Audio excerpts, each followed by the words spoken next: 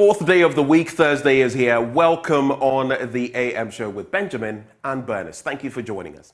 Now, coming up shortly, the news, and right after that, we'll be joined by NDC parliamentary candidate for South Tong, Maxwell Lukuto. He will be our guest for the news review. And then we get into our major issues that we're going to be contemplating this morning, from Parliament and all the action there, from Jachi Kwesen to all the other incidents of the majority now deciding to go ahead with business. Our guests on that, Dr. Dixon Adomako Kissi. He is Member of Parliament Anya Soutwom. We also have the Member of Parliament for Tamale North, Al Hassan Suini, joining us right here in the studios. We also take a look at tertiary institutions running unaccredited courses, and that is a conversation we're having today. It has to do with the GTech and its responses to universities on unaccredited courses, among others. Now, the Ghana Tertiary Education Commission, on how it is handling this situation, will be dealing with all of that.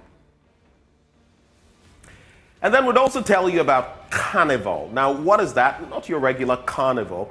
It's a one-year social run and a reading campaign to address root causes of the literacy problem by promoting the joy of reading. The program is put together by Perby Cubs Library Services in partnership with UNESCO in regard to the Accra World Book Capital 2023. We'll bring you the scoop on that later on the show. But as always, we offer you the opportunity of getting interactive with us. Shoot us a message, give us a call at the tail end of the show. Let's do this for God and country. On that note, we settle for the news up next.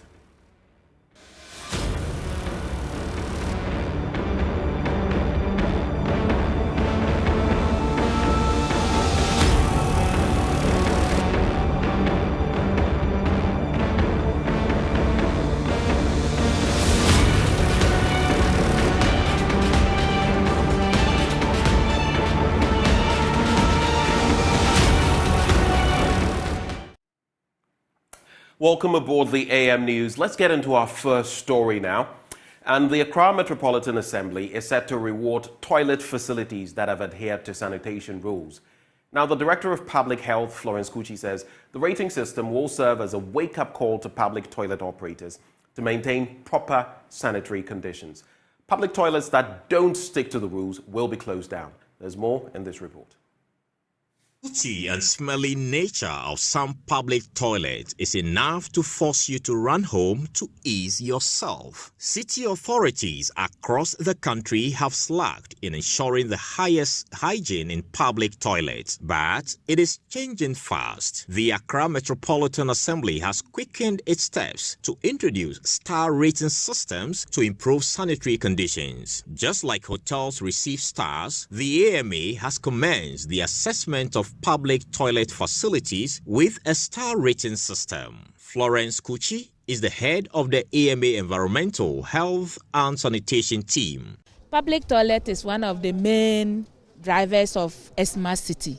You can't have a smart city without a public toilet, because public toilet improve the city economy. It improves the health of the city. It also improves the health of the public. We started this journey from the 2021. Where we launched the public toilet guideline. Today, we are now coming up to start with the star rating. The AMA sanitation team visited the Koje Company Limited public toilet facility at the Agbogloshi bus terminal for assessment. The facility ticked many boxes on the checklist but failed the hygiene test, so the facility was given a low rating. They would have scored 3 stars. But the ATP brought them down. So it means they need to work much on the touches, where people come in and touch. It means they don't clean the doorknobs, the flashing areas, and then the taps. The supervisor of Koje Company Limited, Abdul Karim, expressed his dissatisfaction with the low ratings but vowed to improve the facility's sanitation standards. I will be happy, but this has brought us down. That contamination has brought us down, so I'm not happy about it. We will just improve ourselves to get that 3 stars. Public toilets that fail all standards set by the Accra Metropolitan Assembly will not be rated, hence be closed down. So when we are done with the checklist, if you score below 50, it means you have failed. We will have to look at what to do. Either we close down or we take action against you.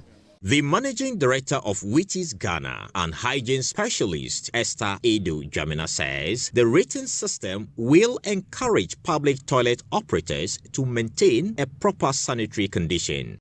So they have to be in the right condition so that when they come in, they know they are safe. We are doing this, like I keep saying, as a continuous improvement measure. They will not be worried. It will rather put the operator and the cleaners on their toes, and it also gives some comfort to the user.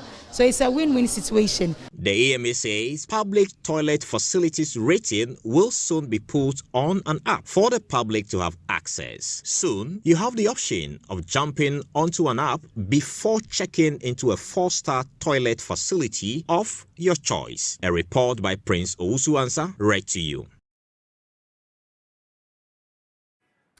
Now, the next story, the Ahafo Regional Minister, George Boakye, is optimistic jobs would be created with the operations of the integrated recycling and composting plant at Akrodie near Kukwom in the Asunafo South District of that region. Speaking at the commissioning of the waste management plant, capable of processing 400 tons of solid waste per day, Mr. Boakye said beside that facility, improving sanitation in the region, organic compost will also be processed for agro purposes. Precious Semevo has more. Ghana generates over 4.5 million tons of solid waste annually, with over 50% unmanaged, with far-reaching implications for the environment and the population. To help manage the waste generated in the regions, the President, Nana Akufo-Addo, with a Jospon group of companies in 2020, cut sod for the construction of the integrated recycling and composting plant at Akrodie in the Asunafo South District of the Ahafo region. The plant is set up to receive, sort, process and recycle solid waste, including from schools and homes in the region. Sylvester Williams is the operations manager of the 400 tons per day capacity facility. Here we are receiving the municipal solid waste, which are the waste that are coming from our homes, schools, hospitals, corporate bodies. And then we start getting items we value from the waste. So we get your plastics, you get your organic products, you get your cans, several other fractions, which we are going to add value to and then send back into the system. So there you get the paper industries, you have your metal industries, you have your plastic industries, and you also have organic compost. So that will be used by the agronomic industry. You know, with this one, it's not the chemical type where when you use it depletes. This is organic compost that's going to activate the soil.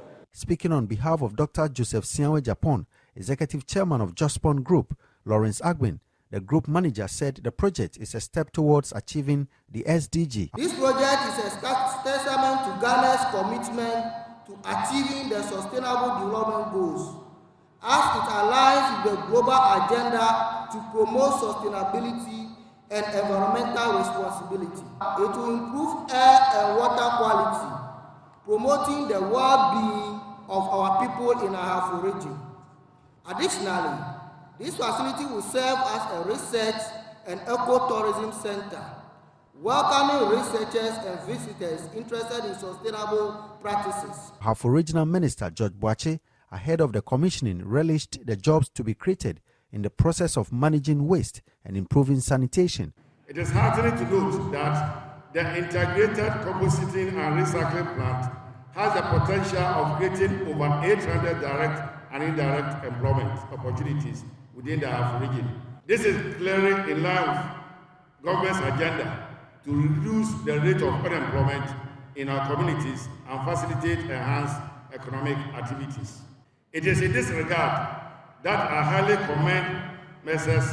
Jospon Ghana Limited and its partners for their entrepreneurial initiative, which are touching and impacting lives. I'm glad to inform you that the government is very steadfast in her course to collaborate with the private sector in providing the needed sanitation infrastructure to appropriately manage solid waste. I urge all the key stakeholders, particularly the municipal and district assemblies, to collaborate with the operators of the facility. Precious Semevo, Joy News, Akrodie. Now, the Ghana National Association of Teachers is urging its members to constantly seek professional development in order to be relevant in the teaching profession. According to the association, a teacher who is not well informed may be doing a great disservice to him or herself and to his or her students as well. Speaking at the 67th anniversary of professional collaboration between NAT and the Canadian Teachers Federation, Deputy General Secretary of NAT in charge of education and professional development, Adomako Kissi, called on teachers to always think about how they will grow professionally. There's more in this report. The Carbon Project is a collaboration between the Ghana National Association of Teachers here in Ghana and the Canadian Teachers Federation in Canada. The two associations have teamed up to share experiences and best practices in order to improve the teaching profession in their various jurisdictions. Under the Carbon Project, teachers teaching in rural and underserved areas are given special training to improve their teaching skills and creativity. Speaking at the 67th anniversary of the collaboration, the Deputy General Secretary of NAT in charge of education and professional development, Adomako Kissi, called on teachers to respond to changes in their professional calling by updating themselves consistently. NAT, as a professional teacher union, believes in continuous education and professional development of its members because we are in an industry which requires constant updating of our knowledge to become useful. NAT believes that the future of the next generation is in the hands of the present crop of teachers, which meant that if the future of Ghana is to move on, then teachers will play a pivotal role.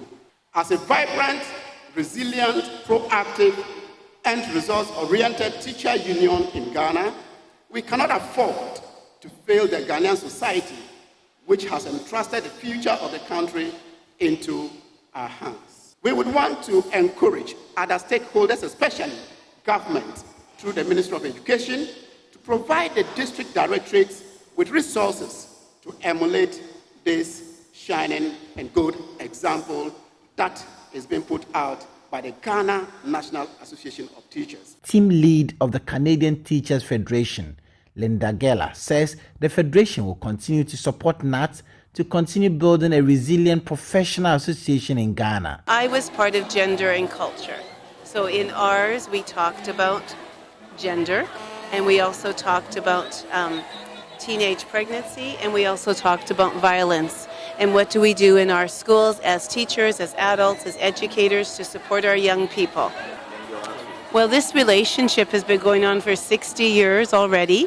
They just celebrated, and I think I'm not in charge, but I believe that the relationship is strong. The NAT is a strong organization, so I can only imagine that we'll move forward in supporting NAT and however it is that they deem necessary for us to support. They are powerful, they are leaders, and they are teaching the future of your country. So they need to make sure that they are doing the best to ensure the best possible education for each and every one of their each and every one of the children that's in the classrooms. Oh, we don't have, through my organization, no, we don't have that. Are there? I don't know. The course also focused on gender issues and encouraged greater community participation in the development of education in their respective communities.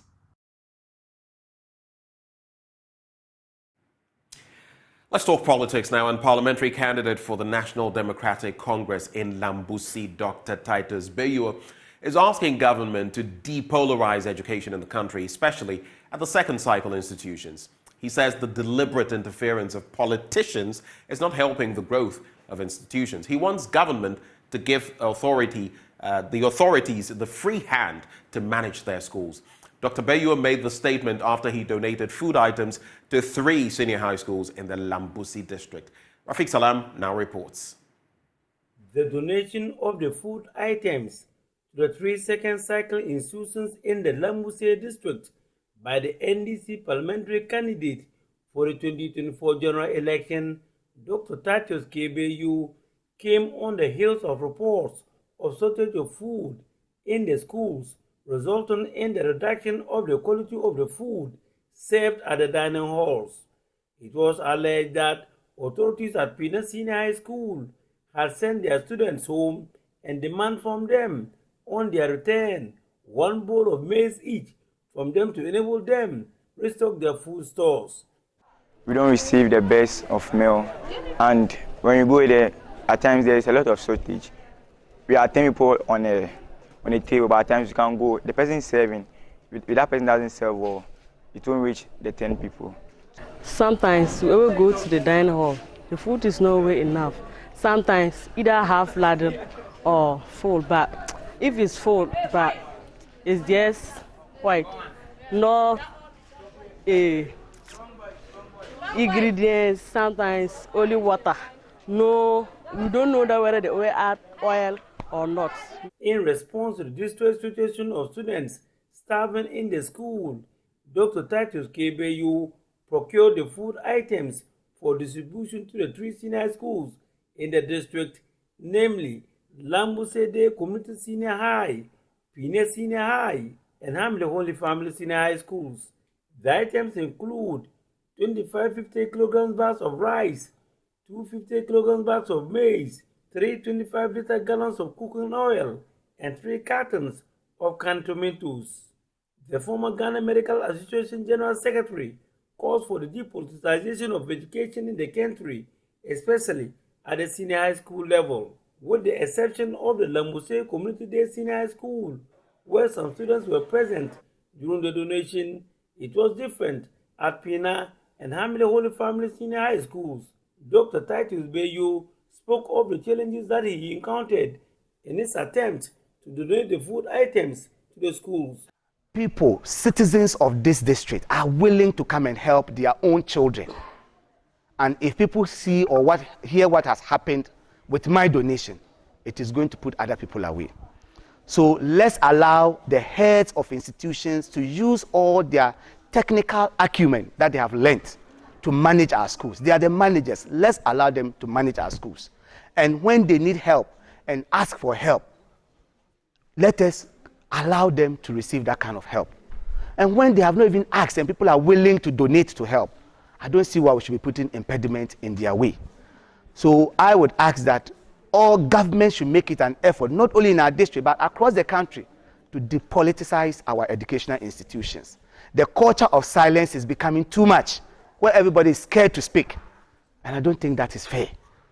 He blamed the Lambuse District Chief Executive, George Naluri, of preventing him from having access to the students, accusing him of issuing a fatwa directing heads of the various schools not to grant audience to him on the premises of the schools, but to send representatives from the schools to pick up the food items at a point.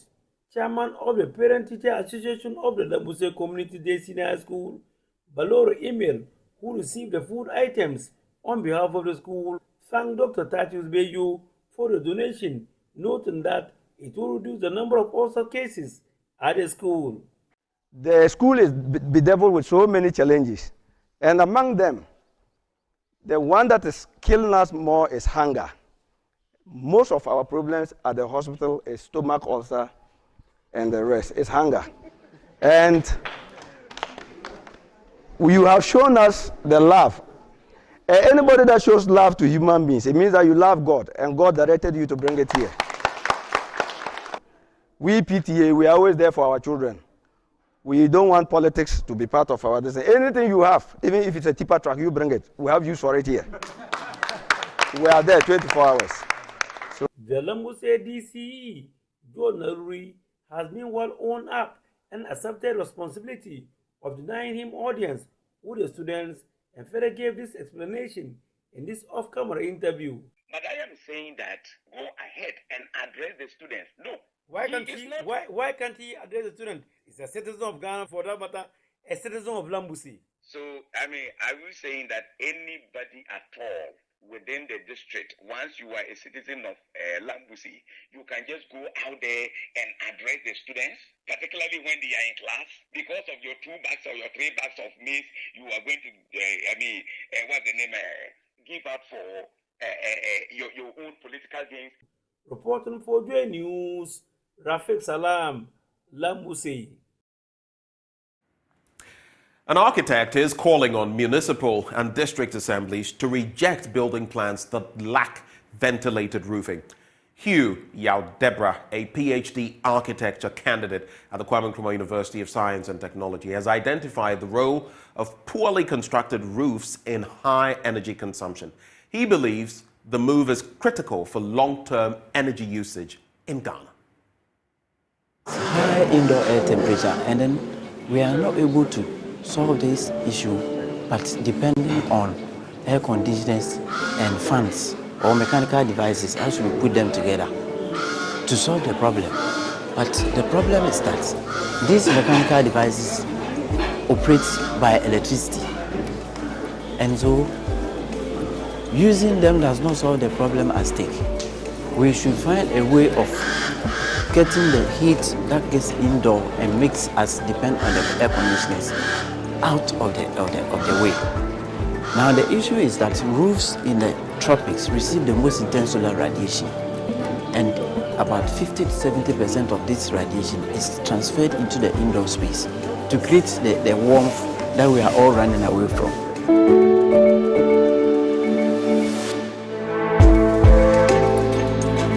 We should be able to find a kind of roofing sheet that we will use, and then it will reflect the heat rather than bringing it indoors and then eventually going to depend on air conditioners.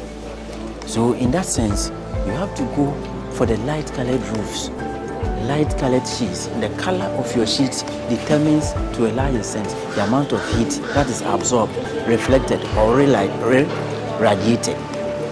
So the lighter the color, the higher the percentage of the incident solar radiation that is reflected, so it doesn't get into the indoor space in the first place. So color is the key. Pitch, the angle with which you design your roof, you build your roof, is the second most important factor that needs to be considered. The higher the pitch, the lesser the amount of heat that comes into the space. So when you have a flat roof, you are transferring so much heat indoors, and then it will affect your energy consumption. The roofing systems that we have are not ventilated, and ventilating the roof takes away 50% of the heat that is transferred from the roof into the indoor space. Just ventilating the roof, providing what? Roof ventilation, openings on the roof. We don't do it. People are saying that they know that ventilating the roof will take this heat out, but they don't do it in practice. So the recommendation is that building regulation, when you want to get a building permit, you should make it part of the deal. If the roof is not ventilated, this assembly should not approve your drawings. And on that roofing note, we cap off the news. But stay with us. The news review is right up next.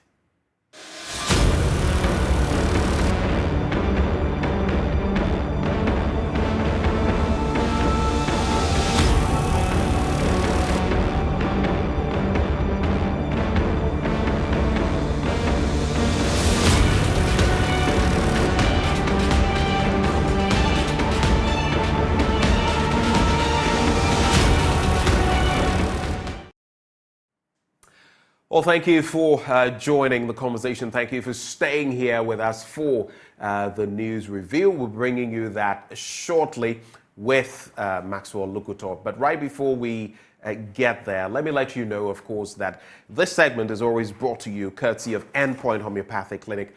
Now, they're offering free prostate screening, free female fertility screening. Here is where you can locate them across the length and breadth of the country. Here in Accra, at Spintex opposite the Shell signboard, there's Kumasi Kronomwabwe here behind the Angel Educational Complex. There's also Takrade and Naji State. There's Tema Community 22. There's Techiman Hanswa and Nesiama and Zima. If you'd like to call them, these are the numbers you can reach them on: 0244 867 068 or 0274 234 321. Endpoint Homeopathic Clinic, the end to chronic disease. And that's how we kickstart the news review we are joined by Maxwell Lukuto, and he is NDC's parliamentary candidate for South Tong. He joins the conversation this morning. It's a lean bit. We have the Daily Graphic newspaper, the Daily Guide. Then we also have the Business Finder and the Daily Statesman. We'll be taking a look at all of these newspapers to find out what they have to share with us this morning. But let me say a very good morning to Maxwell. Hello, Max. Good morning, Ben. How are you? I am well. There's a semblance of wellness on all fronts. So I posted this morning when I kick-started the show that mantaya, but we soldier on. Mantaya in different ways, physically, financially, and all of that. But we're making waves and we're doing what we can. I don't know about you. Man, really tired. For a long time now, I've been searching my pocket, wondering whether I've lost a substantial amount of my money. By the time I put my hands in my pocket, I don't find any. And I'm wondering why the situation is as it is.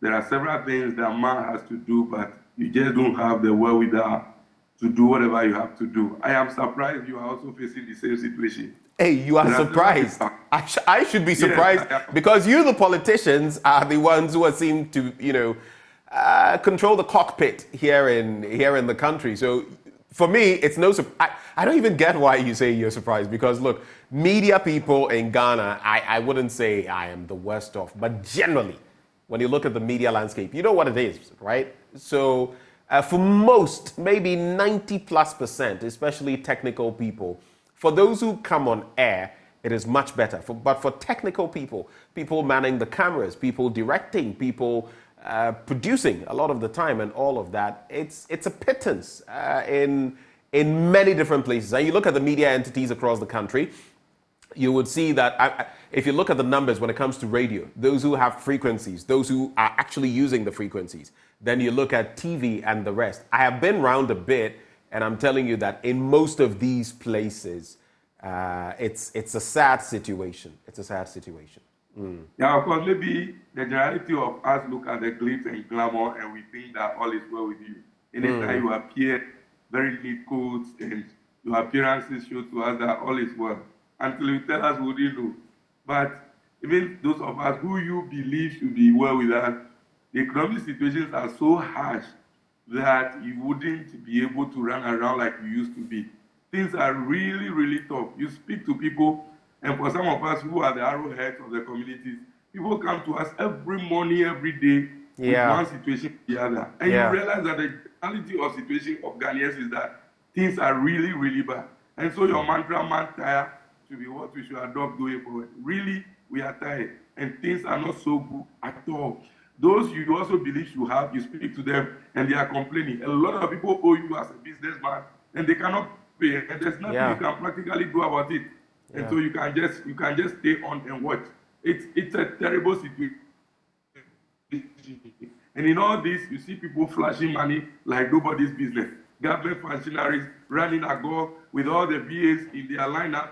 Parliamentarians of the majority want to go to parliament because all of them are following presidential candidates. Rally across to the country, very poor, and they won't do their responsibility as majority members. And they'll go back blaming minority people for not appearing in parliament, and that they are thwarting government business. Which government business? It's surprising that people do the things they are not supposed to do, and they go back and blame others for the woes of the country. It's also unfortunate, my brother.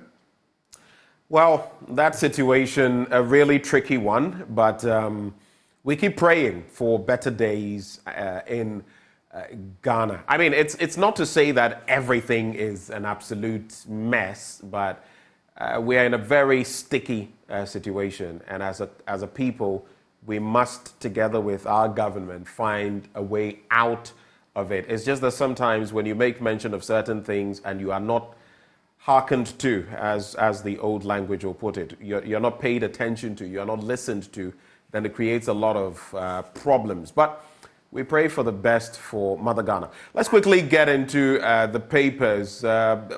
Before we do, though, Maxwell, maybe I would be unfair to you if I don't make mention of this. So in terms of your constituency, where you are hoping to become member of parliament, what's happening? What's the latest there? The latest is that... Very quickly on that, very briefly. Yeah, I'm going around the constituency saying thank you to my delegate who voted for me to become the parliamentary candidate. And I hope to end that by tomorrow. And so it's about going back to the people, say thank you for the good job you have done. Thank you for saving the face of Southtown. Thank you for having the hope and trust in me to lead you in the 2024 elections. Mahama says thank you, and that we have to put our feet on the ground and make sure that we wrestle power from this confused government. This government doesn't know where they are leading us to. And all its mantra, breaking the eight. I don't know what they really want to break the eight for. And so we are sensitizing people. We are telling them that all is not where they feel it. And you go, the desperation in their faces shows it all. That all is not where. You there in Accra, who we hope that will be better, you are complaining. And so what about the people in the villages? The people in Southtown, the people in Tefle, the people in Kutama, the people in Dodekoba, the people in Habwi, the people in every corner of the constituency. All is not well. Yesterday I was with them, and it is just not good. The situation is so bad. I see. Well, that is why you are there, and hopefully when you get the nod, or if you get the nod to represent your people, looking at the constituency you are in, it is almost a case of, I mean, if an NPP member wins the primary in, let's say, Bantama, it is almost a foregone conclusion that that person will become member of parliament. But we may get to the point, and hopefully we should, where that is not the case. And then hopefully when or if you get the nod, you'll do much better for the people you're supposed to represent. But let's get into the Daily Graphic newspaper this morning. Standard Chartered affirms commitment to Ghana. Insurance fair at Accra Mall today. Then births and deaths database. 24 million records not digitized. Acting registrar says so. Supreme Court dismisses injunction against anti-LGBTQI plus bill. And self-testing for HIV begins nationwide. On the international front, Putin will not attend summit in South Africa. And that, of course, was on the back of talk about his getting arrested if he were to go to South Africa. The South African president had pushed against that, but there were groups that had even taken the matter as far as the court system, saying, look, if Putin comes here, by virtue of your engagement with the ICJ, the International Criminal System, I should say, you would have to arrest him.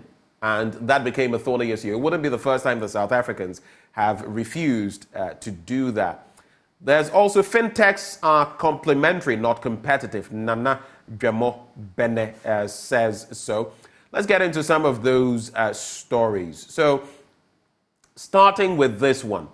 The Births and Deaths Registry has digitized about 6 million out of the over 30 million records in a major effort to modernize its accessibility, or operations for better documentation and easy accessibility. At an inception workshop to commence a training series on document fraud, the acting registrar of births and deaths, Henrietta Lamte, stated that her outfit needed the infrastructural, funding systems, working equipment, and capacity building support to complete the entire process. She said the registry was on a transformational agenda and therefore needed to digitize all services and clear all backlogs with regard to manual records. She said, we hold over 30 million manual records dating back to 1912 and some from 1990. In fact, some from 1898. I'll go over that, Maxwell. We hold over 30 million manual records dating back to 1912 and some from 1898 on births and deaths registration. We've been able to digitize 6 million. That's what she says. We still seek full support to complete the whole task, Ms. Lamte stated, and called for support from the government, foreign partners, and stakeholders. That, she indicated, would make the registry to successfully achieve its mandate and be competitive globally. But look at that. 1898, and we still have manual records. Some of them, I don't know what you make of the situation, but over to you. In this country, some things just boggle. How is it even possible? It's even a miracle that we still have those documents there intact.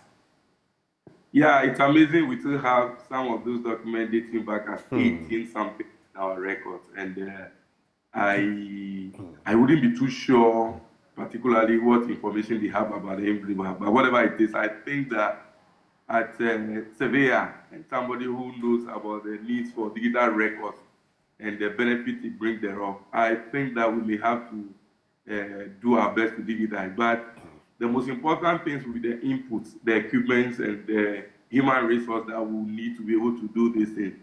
And once they have been able to digitize our 6 million of SAT, I am sure that going forward they should be able to complete in record time. I don't know what will hold them back not to be able to do as much as they wish to do, and now that they are calling partners to come to their aid.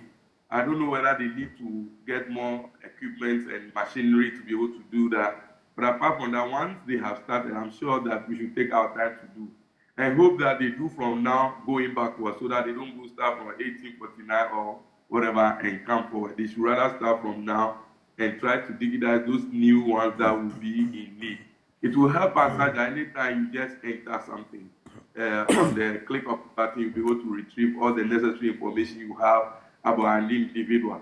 Once those things are done, I'm sure it will even help the police CID department to be able to have information about every individual so that if there's a need for people to be traced, they can easily do that so that you are able to trace people based on the wrongs and the rights they may be doing. And so it will be a very helpful one if we're able to put these things together.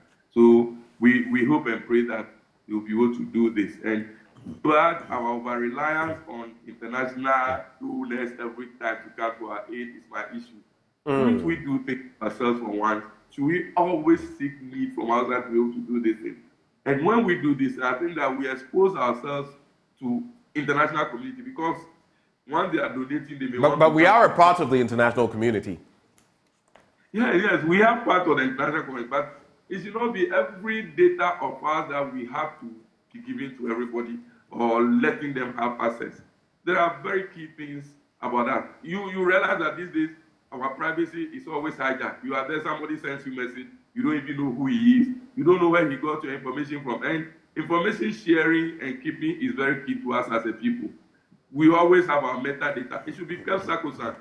There is a commission that is responsible for that. But every now and then you hear people doing things their own way. And it's unfortunate for some of us. We should have some level of secrecy about records of individuals. All right. Let's get to page 13 of the paper. We'll do two stories there, then go to pages 17 and 18. Self-testing for HIV begins nationwide, and 46 people in the country are infected with HIV each day, the Ghana AIDS Commission has revealed. It said although the number was a reduction of the 62 new infections recorded daily 5 years ago and 52 new infections recorded daily 3 years ago, the pace of the decline was very slow. Quoting, it says, our target is to have 17% reduction in new infections every year, but we were only able to achieve 10% between 2021 and 2022, and so that means we have more than 7% as a gap. We really have to address the gap. That's the Director General of the GAC, Dr. Treme Echiahene, explained. Now, the HIV-ST, that is the HIV self-testing, allows laypersons, that is non-medical workers, to test themselves for HIV in the comfort of their confidential spaces without the presence and direct supervision of any health worker. The testing delivers results within 10 minutes, and the test is done either using their blood sample or saliva, better known medically as oral mucosal transudate. And that is the latest development as far as HIV and dealing with it is concerned. We are not meeting our targets in terms of the goals of reduction, but this is a new development in terms of self-testing for HIV.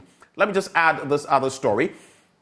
Also on page 13 of the Daily Graphic, the Supreme Court has thrown out an application which sought to stop the Speaker of Parliament from allowing the House to proceed to debate an anti-LGBTQI+ bill until the determination of a suit challenging its constitutionality.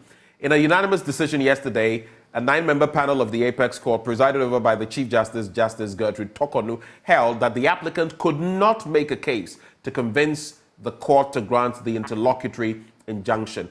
Delivering the decision of the court, the Chief Justice, Justice Gertrude Tokonu, said the issues raised in the injunction application were the same issues that would be determined by the court in the substantive case. And so, in summary, the Supreme Court has dismissed that injunction against the anti-LGBTQI+ Bill. Quick thoughts on this before we wrap with the daily graphic on pages 17 and 18. Yeah, sure. About the injunction on Parliament to continue debating the bill. Many people have spoken about this earlier in the day, that it will not see the light of day since it is still in the formative stages. And Parliament has every right to debate any bill and to work at it. It only becomes law when the president assents to it. So I don't know what really went into the head of Amanda of UCC to want to follow the path she did. But many people saw this coming, that it was not going to see the light of day. And the sincerity of the issue is that many Ghanaians, including even the judges who were sitting on the case, maybe may have a prejudiced mind over this LGBTI plus bill. And so I really don't see how she was going to make it. So once she has a substantive case, I'm sure... Wait. Are you suggesting the courts are biased when you say the judges may have some prejudices? No. What are you suggesting? No. So clarify. Yeah, because not at all. I am not saying they are biased towards ruling against anybody who brings a bill. But of course, I stated the ground that this is still at the consultation stage, and that if you look at it in Parliament, all parliamentarians present agree that they are in tune and in line with. Yes, but I want you to clarify what exactly then do you feel? Do you feel it's a foregone conclusion? Anything that comes against the bill will be thrown out? Is that what you're saying? No. Oh, not at all. I am not part of the legal system, and I will be very stupid to make such a statement. No, not at all. I only mean that from the beginning, once the issue was taken to court, lawyers have spoken about it and said that no, you wouldn't see the light of day. And so for some of us, it was not surprising that the learned judges ruled against this. Yes. I don't mean to say that anything that goes, they will rule against it. No, not at all. All right. Now, in politics, we'll just do a few stories on pages 17 and 18. I'll just give basically the headlines. They summarize. Help retain NPP in power. Jogate urges residents of the Volta region. He is a presidential hopeful for the governing New Patriotic Party. On that same page, there is NDC Executive. So MPP, Jogate says, retain the MPP in power. Then on the same page, NDC Executive in Eastern Region urged to unite for 2024 victory. So as far as the NDC is concerned in the Eastern Region, let's get united so we win. And the MPP, Jogate, also saying, look, let's do this. Let's come together and let's retain the MPP in power. On page 18, Court of Appeal dismisses Kweson's move to halt trial, and that trial is going to go full steam ahead. Quick reflections, very quick ones on this, and then we go to other papers. Yeah, sure. So, like I said earlier, in one of my I said that for this MPP presidential election, it's more like a beauty contest where they are not really bringing out any concrete message for which reason they have to be retained to break their aid. It's all about showcasing themselves, how old or how young they are, or how many vehicles they have donated to their party in the past, and whether it is time for this person to be president or it's time for another to be president. You heard one of them saying that you're throwing subtle shades. You're throwing subtle shades at people. The presidential candidate say he wants to be the flag bearer of NPP. Oh, not necessarily. I'm only saying that the things we hear them speak about are not new things that will shake anybody. Vice President Kamia says that he's his own person, he has his own vision, and there are questions being thrown at him. Also, for all these 8 years that you've been there, you've never helped your president to implement whatever vision you think is used to support him to succeed. And you have succeeded in pushing us to these doldrums, and now you are coming out to say that you have your own vision. Akoto says that he wants to be the flag bearer, and Jogate is saying that they should just help us break their aid. And so it's all about breaking aid and for nothing more. The question we keep asking that what are they going to break the aid for? To push us further down the drain, to send us more to IMF, to make sure that the dams that they construct, that are gullies, they don't hold water, to do what? The one district, one party they promise, so that they promise more, or the number of secondary schools they say they are going to build that they have not been able to do. Or what exactly do they want to break their aid to do? Those are the questions some of us ask. And so for me, it's neither here nor there. It's just a beauty contest. They are just showing they're showcasing themselves. And whoever comes on Tamani Mahama is very solid on the ground. That is why the call in the Eastern region for us to get united is very key. Same message should go to everybody everywhere. But some have suggested. I mean, the EIU, Fitch have all come to say that with everything that is happening, I mean, the likelihood of the NDC returning to power is high. But yesterday I saw an interesting post by my own former colleague, if you like, Manasseh Azuri Awene, and basically it's your election to lose. And sometimes some people sitting in certain circles, the political circles, say your party is not living up to expectation. You're not doing enough in opposition to clinch power. I think per Manasseh's post, he suggested that if the MPP selected a certain candidate, then it would be really dicey for the NDC, meaning that the NDC would have to go full throttle to win that election. Are you of the stock that no matter whom the MPP selects, that person can and will be beaten by the NDC's candidate, John Mahama? Is that your opinion? Yeah, Ben, who are they bringing? Baumia, who is identified as encyclopedia as being the biggest liar in the world? When you say encyclopedia, I don't know which encyclopedia. I know there have been some generations on social media. Wikipedia. Yes.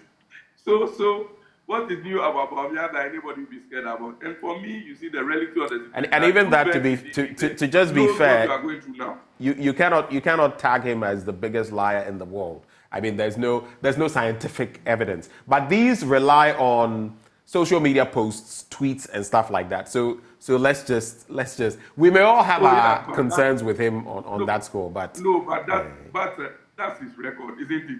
Akako, are you classified by social media as the biggest liar? Have you been classified? Have you? No, so he has been classified, and so that's the view of people over him. Is it not a referendum of people over who he is? Is it not?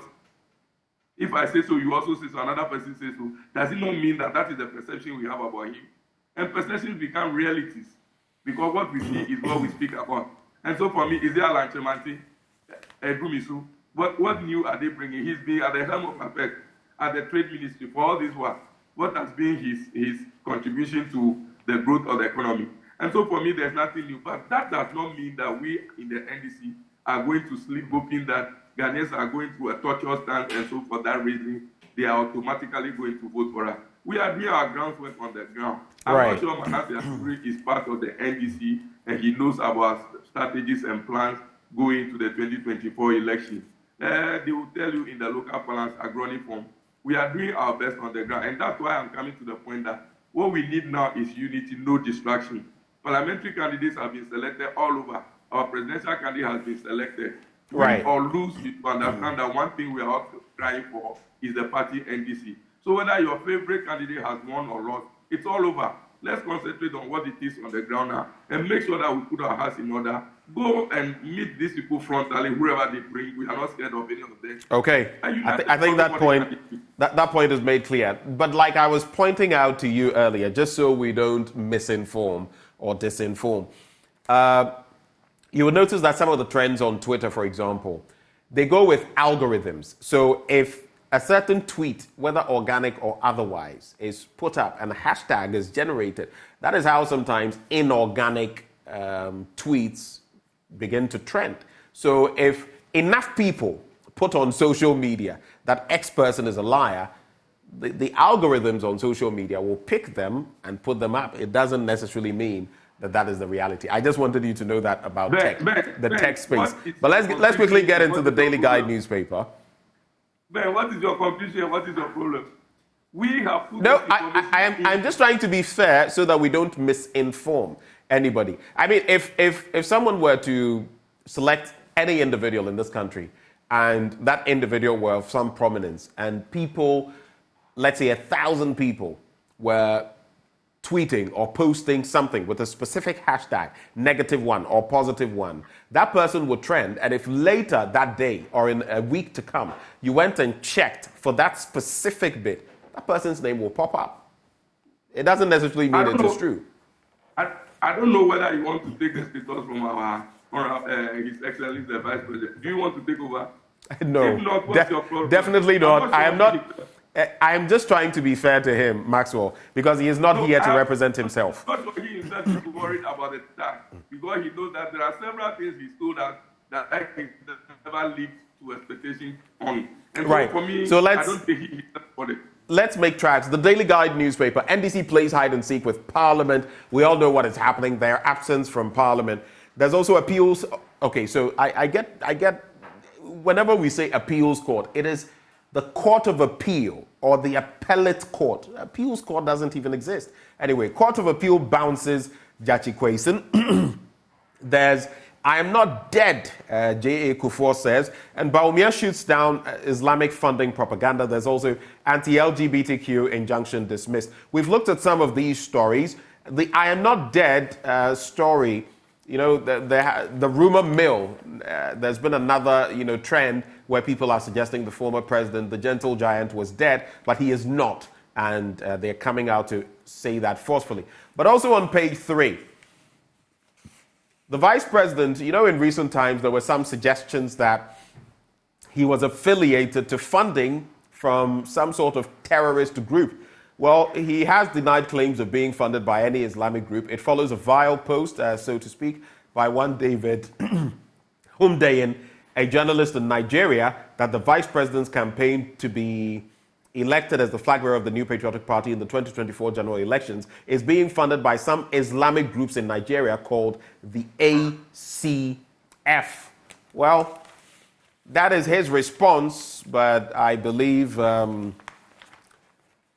we'll see what happens as time goes by. Strongman and Medical fight on Twitter, and rapper Medical has started a new fight with fellow rapper Strongman Burner after he decided to troll him on Twitter. On Tuesday, Medical tweeted old images of Strongman working out at the gym to make fun of him. The rapper, born Vincent Osekweku, was captured lifting a dumbbell. Medical, in sharing the photo, described Strongman as a, quote, work of art in what looked like he was body shaming him.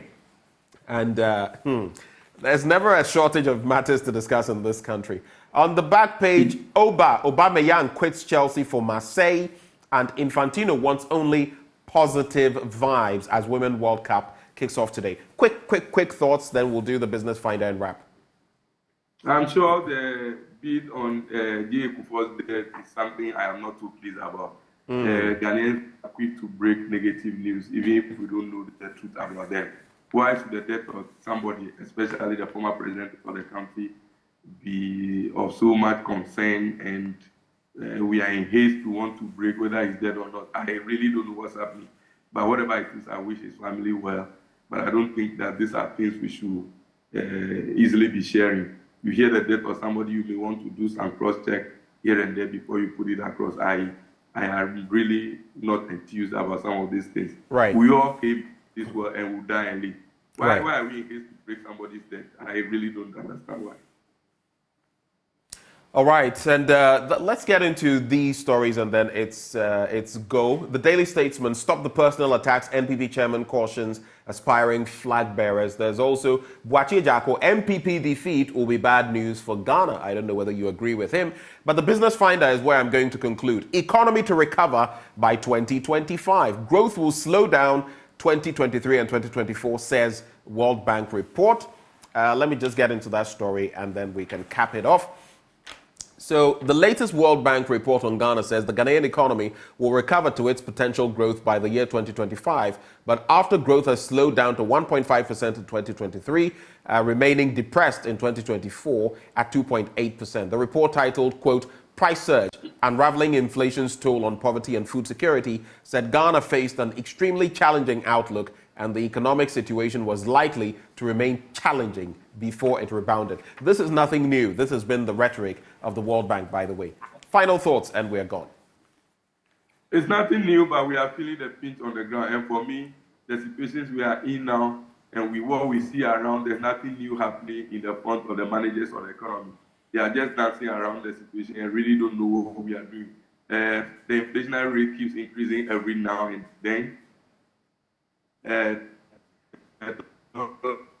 Rates keep depreciating every now and then. It's nothing new. We are aware. We only have to brace ourselves for another crucial year of 2024 and hope that John Dramani Mahama is voted for to come to save this economy, saying that they have to vote for the MPP or for them losing will be a bad news. That would be the greatest news anybody would want to receive in Ghana. If you see the atmosphere around now, you will know what it is. And for me, you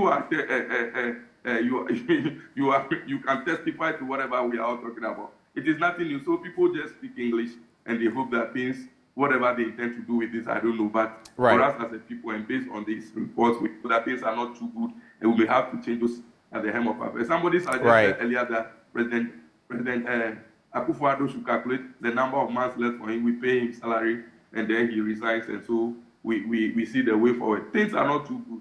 Okay, Maxwell. We'll have to cap it off here. Then we have reports that he's been sponsored from ACF in Nigeria. Maybe that is why he has so much. You remember the last time he had But he's come out to refute those claims. Anyway, he's come out to refute those claims. But Maxwell, this is where we're going to have to cap it off. Our time is already passed. I don't think you believe that he will come to accept that, yes, a terrorist group in Nigeria is funding my country. Will he do that? Well, if you were in his shoes, will you do that? Maxwell Lukuto is NDC parliamentary candidate for South Tone. He joined us this morning for the conversation. Maxwell, my apologies, but our time is up.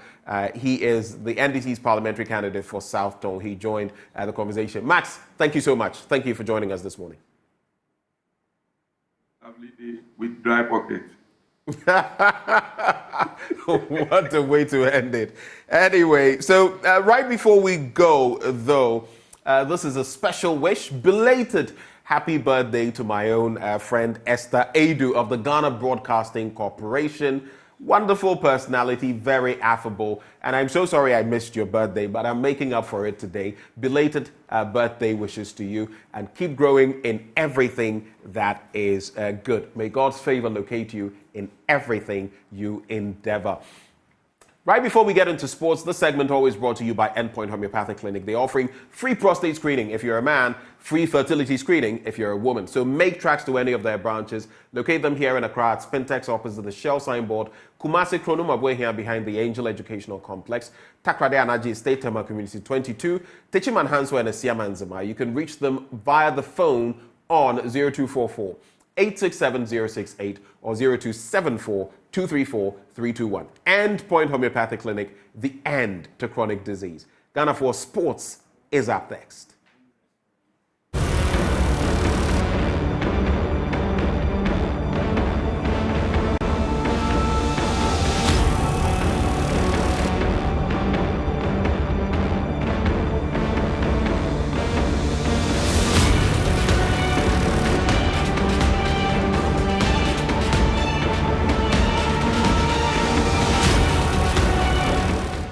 Yeah, you're still watching the AM show. It's time for sports. My name is Haruna Mubarak. We start at the doorstep of the Ghana Football Association because they have announced the start of the Ghana Premier League. The competition is set to kickstart on the 15th of September. Now, it's really, really interesting. Football fans across the nation are eagerly looking forward to the forthcoming fixtures, which will be disclosed in due course, according to the GFA. Defending champions Midiama, they are eager to build on their success from last season and are actively seeking the right players to strengthen their squad for another title run. Asante Kotoko and Hearts of Oak, two of Ghana's big football clubs, they are also expected to stage a comeback this season after underperforming in the previous campaign.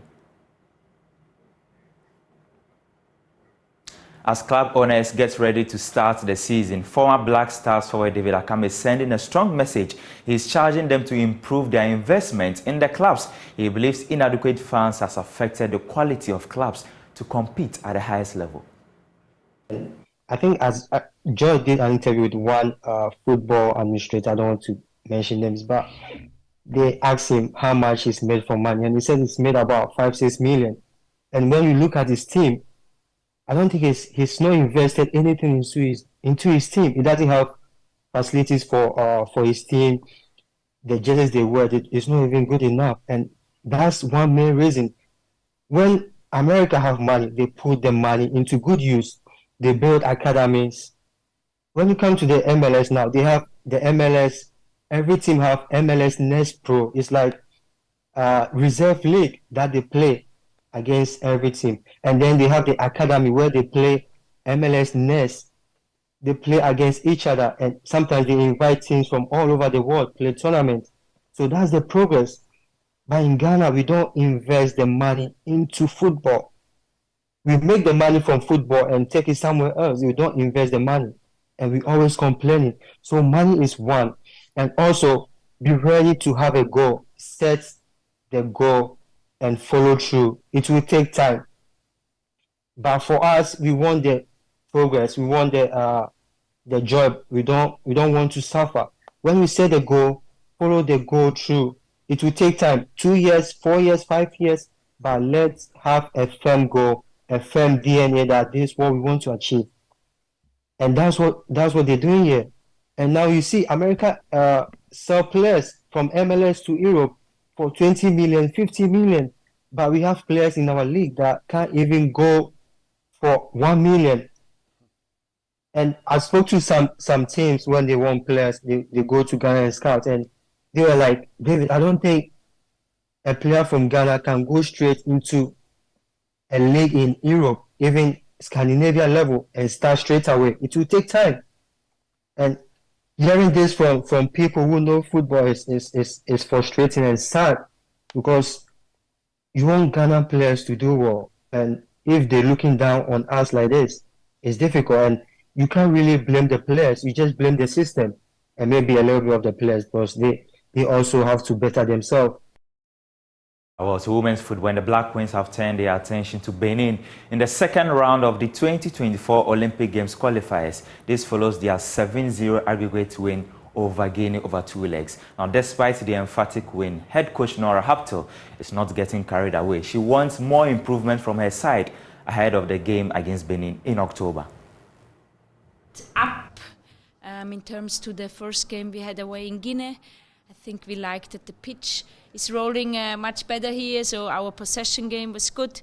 Our rest defense was perfectly set, so we didn't allow them to enter in counter-attacks. I think we had a big dominance on the pitch. Of course, the only thing I can maybe judge is that we should have scored a bit more goals out of all these chances.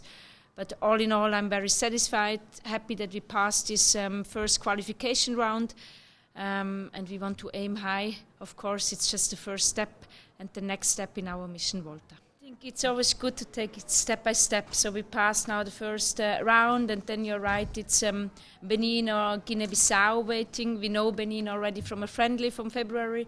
Of course, we then analyze very good opponents and just focus then to take also the next step. We said this week we are like all in a boat together, our team, riding the mission Volta, and we always need to ensure that we go into the next harbor, so make the next step, and then we can think about the third and fourth ride. Okay. In between is also the WAFCON qualifier, so in September we go to Rwanda first and face them in the WAFCON qualifiers first round. We work a lot on our principles, on our game plan, strategy. We focus a lot on us to strengthen and level up our strengths. Of course, besides, we always do a good opponent analysis. We always have a high respect of every opponent we face. We try to find their weaknesses, the right spaces.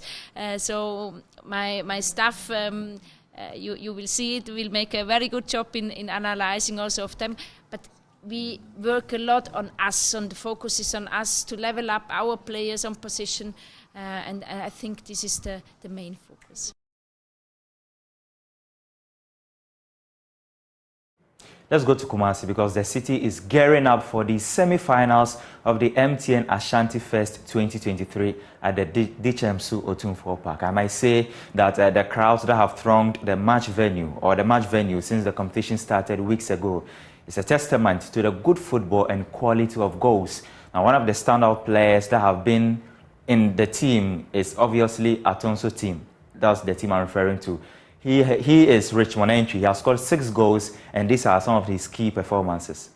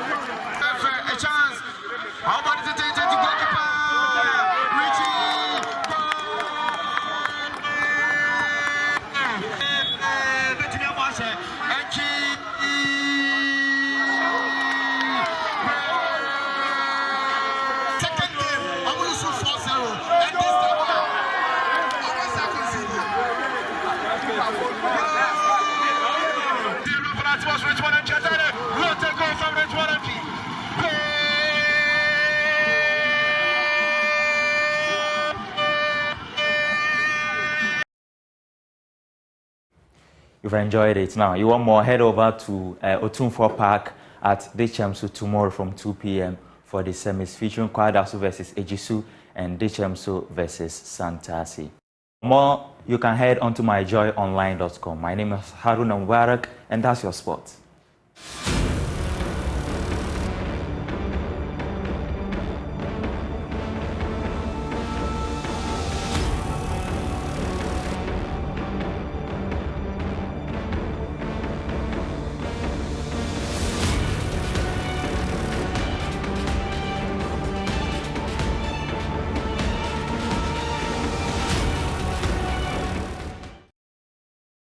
Back on the AM show. When you see us like this, then we're about to drop them. Not bombs, but we're about to drop the key issues right here on the show. But before we get into them, before we introduce our members of parliament for the day, let me introduce you to Awake Purified drinking water. In case you've never tried it, it is premium purified water treated through a strict purification process to ensure that every bottle on the market refreshes you better. And if you're looking at the sizes and thinking, what do I do with my kids? What size do I give them? They have 330 ml for you. If you're like me and you want to go for your 500 milliliter or 750 milliliters, they can do that for you. If you're a heavy drinker, 1.5 liters, and you are sorted out. Now, it goes beyond that. You must just stay awake with Awake Purified drinking water, because if you want something even bigger for your office, for your home, they have 19-liter jar bottles, ideal for those situations. So all you have to do now is just go find your Awake Purified drinking water and you're good to go. But here's the heartwarming part for me. For every bottle you purchase, an amount is donated to the National Cardiothoracic Center. We know about heart disease and how expensive the treatment is. Most people cannot afford it. By purchasing a bottle of Awake Purified drinking water, you aid them get treatment. It's another quality product by Casapreco Company Limited. If you'd like to purchase in bulk, just call 0262 351 251 and note this advert is FDA approved.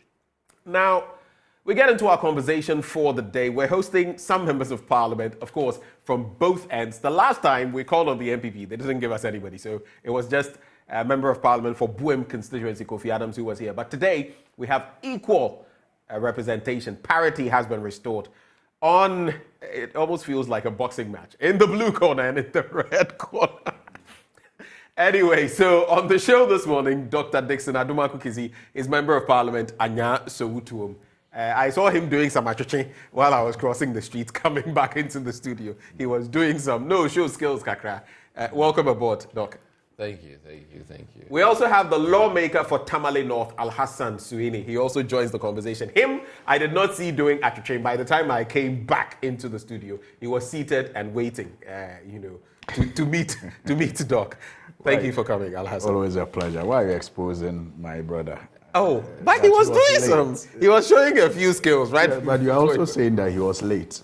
No, I never said that, Al-Hassan. Okay. I merely said that I saw him doing action. Okay, in but there. by No the one time knew. you got in, I was sitting. In fact, but come to think of it, he's early for the conversation. He wasn't late. Yeah. For the conversation. Yes, for the conversation. He was. Word achuche,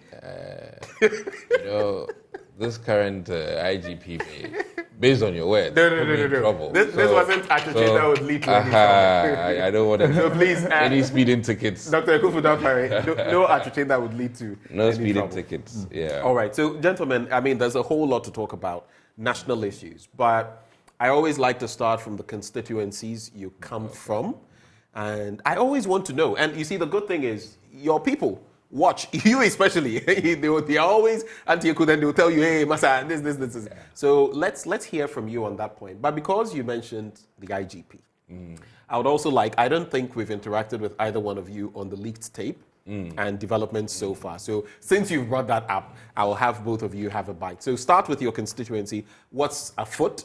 A minute and a half, not too long. I'll start with you, Doc, and then we talk about the IGP situation. Well, let me use the opportunity to say hello to the Anyaso Tum residents and also many fans. And let me chip in this very important thing. I'll plead with you, be careful who you chat with on Facebook thinking it's me. Because I'm getting a few phone calls that are troublesome from my constituents. So I don't do any monetary transactions by Facebook. So I'll plead with people who are watching. And I think this goes for all members of parliament. True. Especially when there's police recruitment, fire service recruitment, military. So a word of caution, whilst I get this opportunity. So impersonators are out there. I don't do any monetary transactions on any of the, Twitter, whatever you call it. But so just be mindful of that. Beyond that, I think my constituents are doing well. We've been blessed with the Agenda 111, which means that our health infrastructure is going to be improving over the next couple of years. And I'm very grateful for this administration. At least, if not at all, we've been bequeathed with that. And I can at least boast of that as one of the key things. Beyond that, we have roads and road infrastructural challenges, which I'll continue to push. And may I also use this opportunity to say that the Awoshi-Pokwase main road, I've had the issues and we're working on it, and hopefully I can keep pushing to get the lights sorted out, because there's been a number of accidents because of bad lighting and traffic light issues. That stretches a bit, yeah. And we're also hoping that the footbridges will be done. These are literally... Footbridges? Yeah, because it's 5 lanes, and especially at the Odogono Senior High School, where children cross and sometimes get hit by moving vehicles. So it's a worrisome thing, and I want them to know that. How soon can we expect something? Are you engaged? Well, they've earmarked 5 points where we need these footbridges, and the only thing keeping us is that one key thing, which is Lucre. And I think hopefully once the finances are ready, it'll be done. Right. But I've made it one of our priorities. Okay. Minus Agape Road, minus Aoshi Onyinase. I mean, I have major road issues, and I'm pleading that hopefully Fan Milk will also be sorted out. And thankfully, I have a wonderful municipal chief executive who's also working hard. He's let me say, a local Rambo, in the sense that he's very active and in pushing for things to be done. So during this era, between myself and the MC and all the other brokers, we're working to help push the constituency forward. Thank you for that. Sometimes I feel a bit of pity for you, not in a negative way. Yeah. With how big your constituency is and the rounds you have to do. Those with huge constituencies, it becomes problematic. One person, which is why maybe, I don't know, but if you also say that you may need more members of parliament, there'll be a pushback on that. If you give us the resources. Some of the constituencies, Volta region, Ashanti region, Greater Accra, they are huge. If you give us the resources, we can do the work.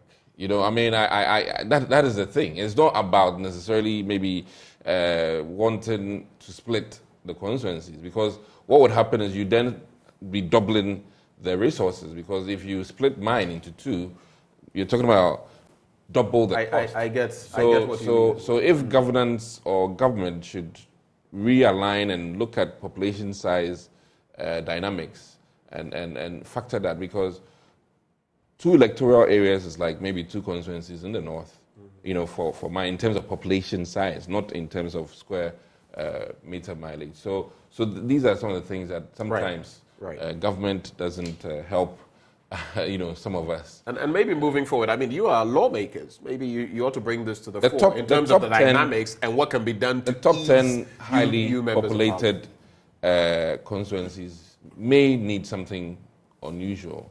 Or maybe even top 20. Maybe even top 20. Yeah, top 20. Look at Assignment. I mean, look at, and it's not good. Look at Assignment. Or even Dome Kwabenya as well. We can't, too much. We can't give Dome the same plate you give to Sege. You understand? Or Dingo Pramprami is also big, but looking at the population sizes, and I really think we need to, I don't know what Tamale you think Central about compared to Mui. Yeah, I see where you're going. And Tamale North compared to Salaga North. Yes. I mean Tamale South and Yape Kusogo are comparable to the Domi Kwabinyas and others. So I share in that concern that some of the constituencies deserve some, what do you call it, special dispensation or something. Yes, when it comes to supporting the members of parliament. I think that is a discussion we can have, except that, I can just imagine how it's going to get protracted. Because, the votes that, for example, I used to win in my constituency in 2015 primaries within the NDC, there are members of parliament with those votes. Like general elections, that's the votes they get. To come to parliament. But I needed that vote to even qualify to stand for my party. So that discussion, it's worth having. But I can just imagine how it's going to be protracted. But you see, the counter argument to it has always been the ability of the assemblies to internally generate funds. I was even about to get there because you are pseudo agents of development. Exactly. You have to play certain roles, which is why we're here. And that is why I was happy to hear the collaboration he has with his district chief executive. That is what municipal chief executive, that is what is required. And together, the two can expectedly, because that's the expectation, work to see how you can generate funds internally to support the constituency and, for that matter, the municipality. Because, the bigger the constituency, the more potential it has to raise IGF. So we shouldn't discount that also, even as we have this conversation, which I agree is worth having, and especially is worth considering that the larger constituencies. But when you have Boston special constituency, or you have Anglo Gold in your constituency, it's also then your IGF is, but when you have residentials, then, but the residentials, they also, if they pay their property rates, so that's a way you need to do that. But when Boss does a drop, it's So how is today's his birthday? That's why and before I forget, today's whose birthday? Today is Carlos Ahenkre's birthday. Okay. Oh, that's Tema West. West. Yes, I almost forgot. Hussein Bolt. I almost our running MP. A very happy birthday to you. Happy birthday. It's interesting because someone is doing something in that constituency, and a few things came up that I heard of recently. Nothing negative. So, Carlos Ahinkra, a very good morning to you. Hopefully, you're not running still. Anyway, so your constituency. Yes. Just briefly on that, and then we'll get into the idea. It's good. Let me also, commend my constituency executives, especially led by the constituency chairman Alhaji Mbao, for the support that I continue to enjoy from them and the hard work they put into ensuring that the constituency feels our presence and the contributions that we are making to the advancement of the constituency in general.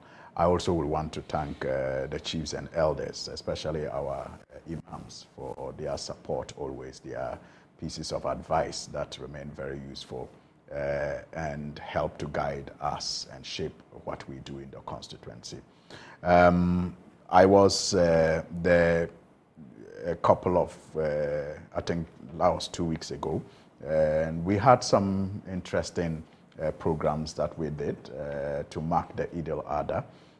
We had some community games, football especially. And the Balahe community came out tops and they picked the trophy. It was exciting. 3 days gala match, and everyone had fun, and the prizes were also received in good faith. They're excited about it.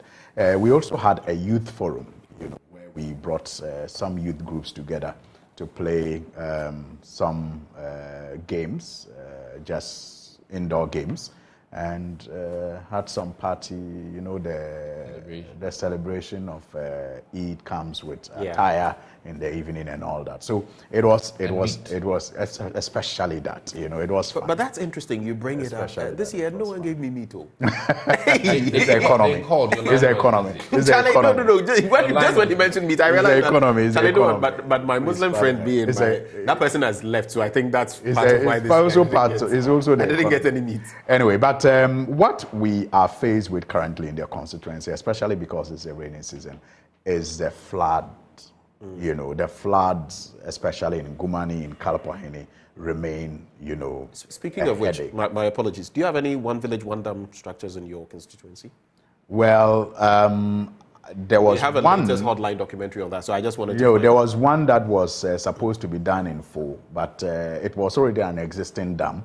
The impression in the community was that they came to expand it, and really it did not make any impact. You know, the whole concept of one village, one dam was to support dry season farming and all of that. But I mean, it was an existing dam that they tried to expand. Another one that they began but could not finish was in the Puntalaga area, you know. So yeah, those are the two that I'm aware of that efforts were made to construct the 1D, 1V. But we're told by the minister that we should not expect anything better when we complained. Yeah, I mean, we're told by that. I mean, the amount of money that was allocated to her could not have done anything meaningful.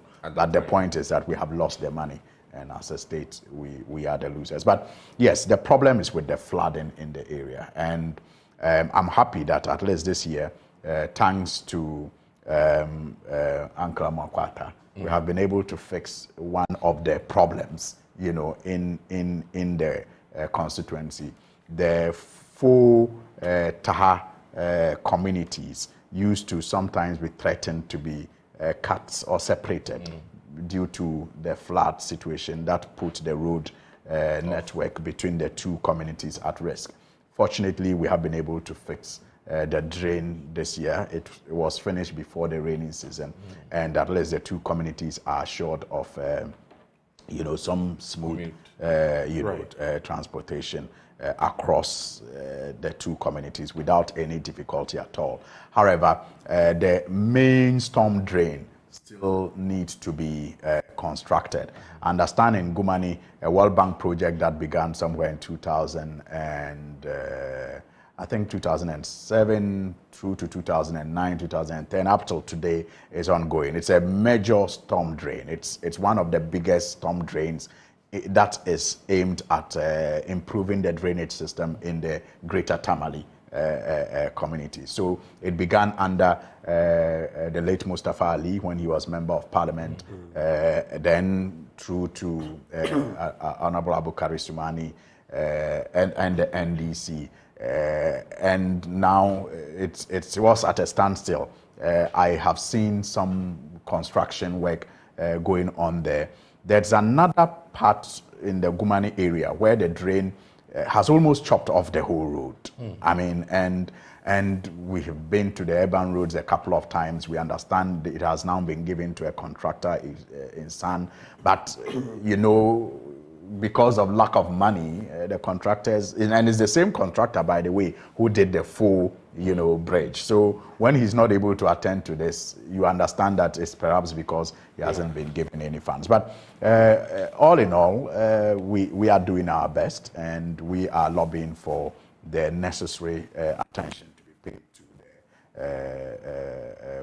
the flood situation in the constituency, especially the 2 areas of Gumani and Kalpohini. Okay, so we have just about 55 minutes to deliberate on a plethora of issues of national scope, especially issues emanating from Parliament itself and your work as legislators. So I plead with you that your submissions be straight to the point so that we can have ample time to digest them. But even before we get into those, I would be somewhat remiss. You made a statement recently about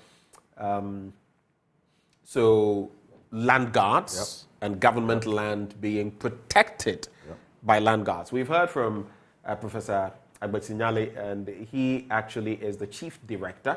And he says he doesn't even know what land guard means, and that you are totally, I mean, there's nowhere that such a thing is happening. But on what basis did you make such a statement that land guardism in itself is illegal? Thank you. So you are suggesting that government, the lands ministry, is engaging in criminality, illegality. What is your basis for this? You have the opportunity here because it appears people did not understand what you said, or you said something that was incorrect. So if you did say something that was not the case, I think you have the opportunity here to clarify. Over to you. Not too much time so we can move on. No, you see, there was a committee meeting on 10th July in Koforidua, and the chief director appeared before the committee. And at the committee meeting, this land guard issue came up. He was asked about a gentleman known as Jato. Jato.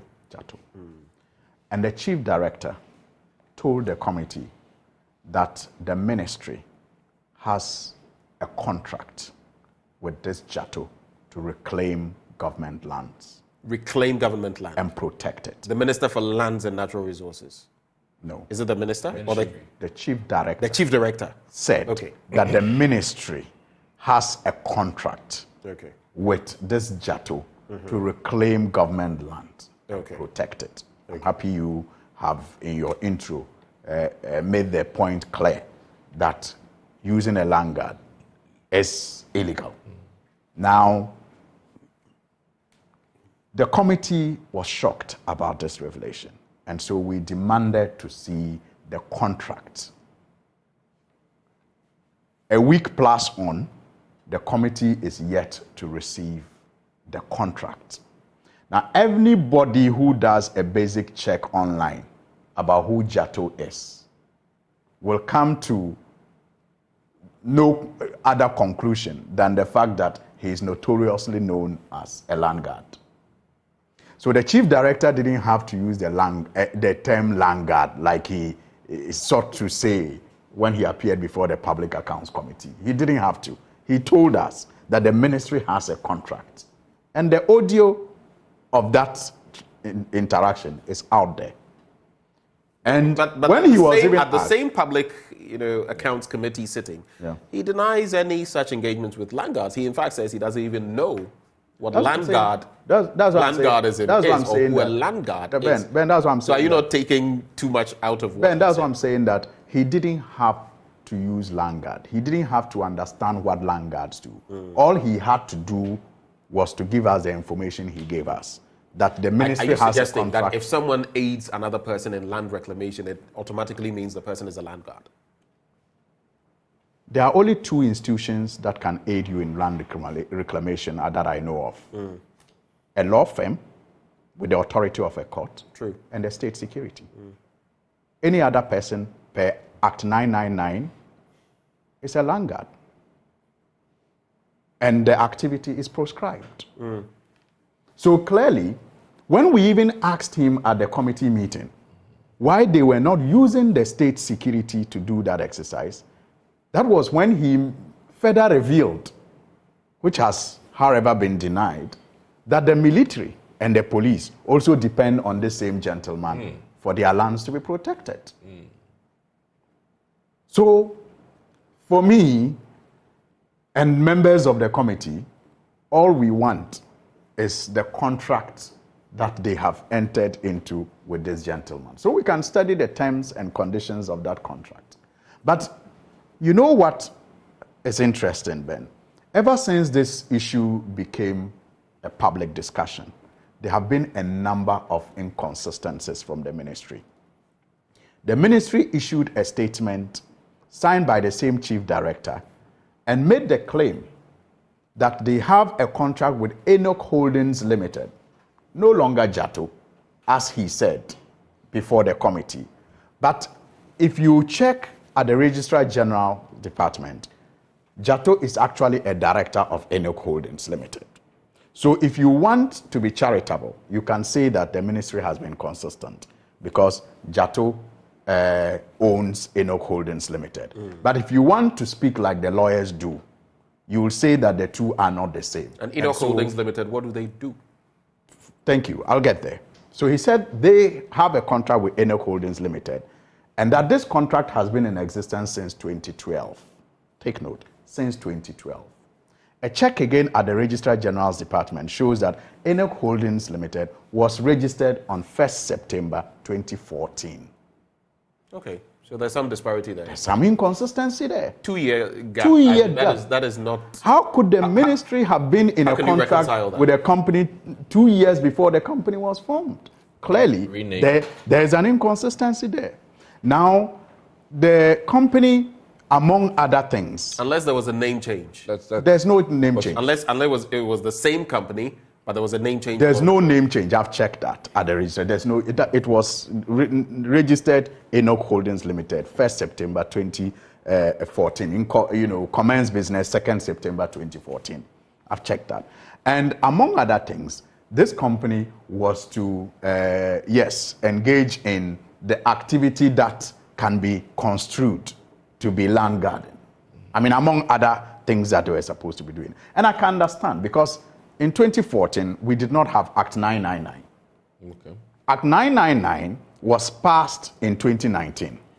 And it was there that it was clearly stated in Section 7 that any promotion or organization of people to protect a land that belongs to you or any other person is an offense. Mm-hmm. So you cannot at this stage have a company.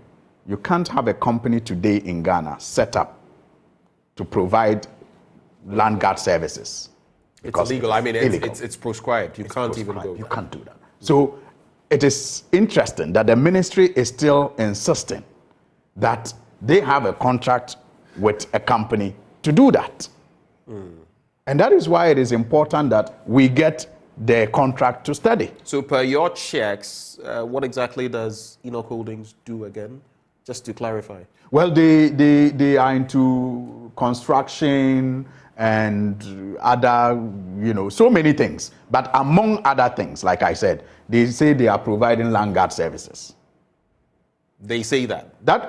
You see, in 2014, on which platform? On which platform? The Registrar General Department documents. It is stated there. It is stated, but that was in 2014. So in 2014, it could have been illegal. Right. But post 2019. Post 20, it cannot be. You can't have a company operating. So maybe the Registrar General. That is still on the document. It's still on the document. So we will want to know the terms and agree. And look, there are so many inconsistencies. I have also come across a press release issued in 2019 from the same ministry, signed by Abraham Otabil, who was a PRO of the ministry, denying any relationship with this said Jato and his company. 2019. So now that when the gentleman was reported in the news to be carrying out an operation on behalf of the ministry, I think around the UPSA area or so, demolishing, people's properties in the name of the state. The ministry in 2019 issued a disclaimer and said they had nothing to do with him. And the same ministry today wants us to believe that they have been working with him since 2012, with his company that in 2012 was not in existence. So there are questions, there definitely are questions to be answered. But now that there is a pushback, there's a flat denial from the chief director at the lands ministry, what then is the next move for you? I mean, if you feel passionately about the issue and you feel indeed the state has engaged in illegality vis-a-vis employing a land guard to, so to speak, reclaim state property, what then is the next move for you? Are you going to court? Are you going to trigger processes in Parliament? We've not gotten to court yet, but the process in Parliament that is underway is that the committee has demanded the contract, and we have indicated that our report will not be prepared and submitted to the plenary without the contract. At least that I know. I have also filed an urgent question. It is quite interesting that this matter is left for the chief director to handle since it started. It's as if to say, Wara Kwafaba, carry your thing. You have gone to bring the trouble. Because, he's not the head of the ministry. You've not heard the lands minister. There is actually a deputy minister. There's actually a deputy minister in charge of lands. In fact, that deputy minister is supposed to be chairing a committee that is responsible for the reclamation of government lands. And in that committee, interestingly, this same Jato guy is a member representing private sector. Interesting things at the ministry. But nobody at the ministry wants to talk about it because it's as if it was to be a holy secret. And the chief director has gone to open his mouth too wide. So he's the one allowed or left alone to clean his mess. But so it is a mess. You want to hear from So I'm saying I have filed an urgent question Mm. for the minister to brief the House on this. Because obviously, the chief director is not giving us the answers that we need. So I filed an urgent question for the minister to brief the House on this transaction. I've also written to the Public Procurement Authority under the RTI to find out if they approved for the Ministry or the Lands Commission to engage this company for that exercise. And I've also, under the RTI, written to the Lands Commission itself to request for the contract. Yes. So these are the measures taken to ensure I've not heard you talk about the Registrar General's department, because there's also an issue there. If this still remains as a registered company with Land Guard services, if that is the case. I mean, I'm just averting your mind to that. If you've not also thought of that, I think that also ought to be brought up. Absolutely. It is an angle. You see, I don't want it to seem like I have any issue to do with the private company. I am playing oversight over the public institutions, the government. They are my focus. So I don't want it. If it is an illegally registered company doing an illegal business, that is for the engaged in illegal legal government. So my focus is the government, because that's where I'm supposed to provide oversight. This makes for interesting reading, doesn't it? I mean, if this turns out to be true, then an illegal entity performing an illegal service for a legitimate government, that is curious. So I think this will continue now. I think it's a straight fight between you and Prof. On this matter. And so again, I don't want it to be a fight between me and Prof. It's about me, and it's not a fight. It's about playing oversight. I get it. It's about playing the oversight I'm supposed to play over the ministry, lands and right. Any reflections on this? I find it a bit curious. Well, I think that the only key thing is that a response is being expected from the ministry. And it will be in writing to the committee, and I think sometimes it's maybe better we wait. I'm sure this would come within 2 weeks, and then I would comment after that, because I don't know their side of the story entirely, and the other thing is people are engaged in multiple businesses, and for all you know, they don't probably provide land guard services anymore. But as it stands, the documents that they presented at the time of registration is what might be in the system. So we'll have to wait and see. But either way, I think. But from where you sit as a member of Parliament, hearing something like this, our lands. If government cannot secure his own lands, then we're in trouble as a nation. That is chaotic, and it just shows how indisciplined maybe some of us are in this country, where government will put a notice that you are prohibited from doing people will still go there. It's either they can read. And we see that happen all the time. And I find it to be very troubling. And I really think that one way or the other, the rules of engagement have to be very carefully looked at. Because if government cannot provide, protect its own land, then we're in trouble. And this whole habit of people encroaching on government property is serious. It's a rampant one. As we speak, rampant one. There's a huge problem with Pantang Hospital. Oh yeah, that's true. And its environment and the fact that people are encroaching and somebody goes to court, and then somebody else goes to see it.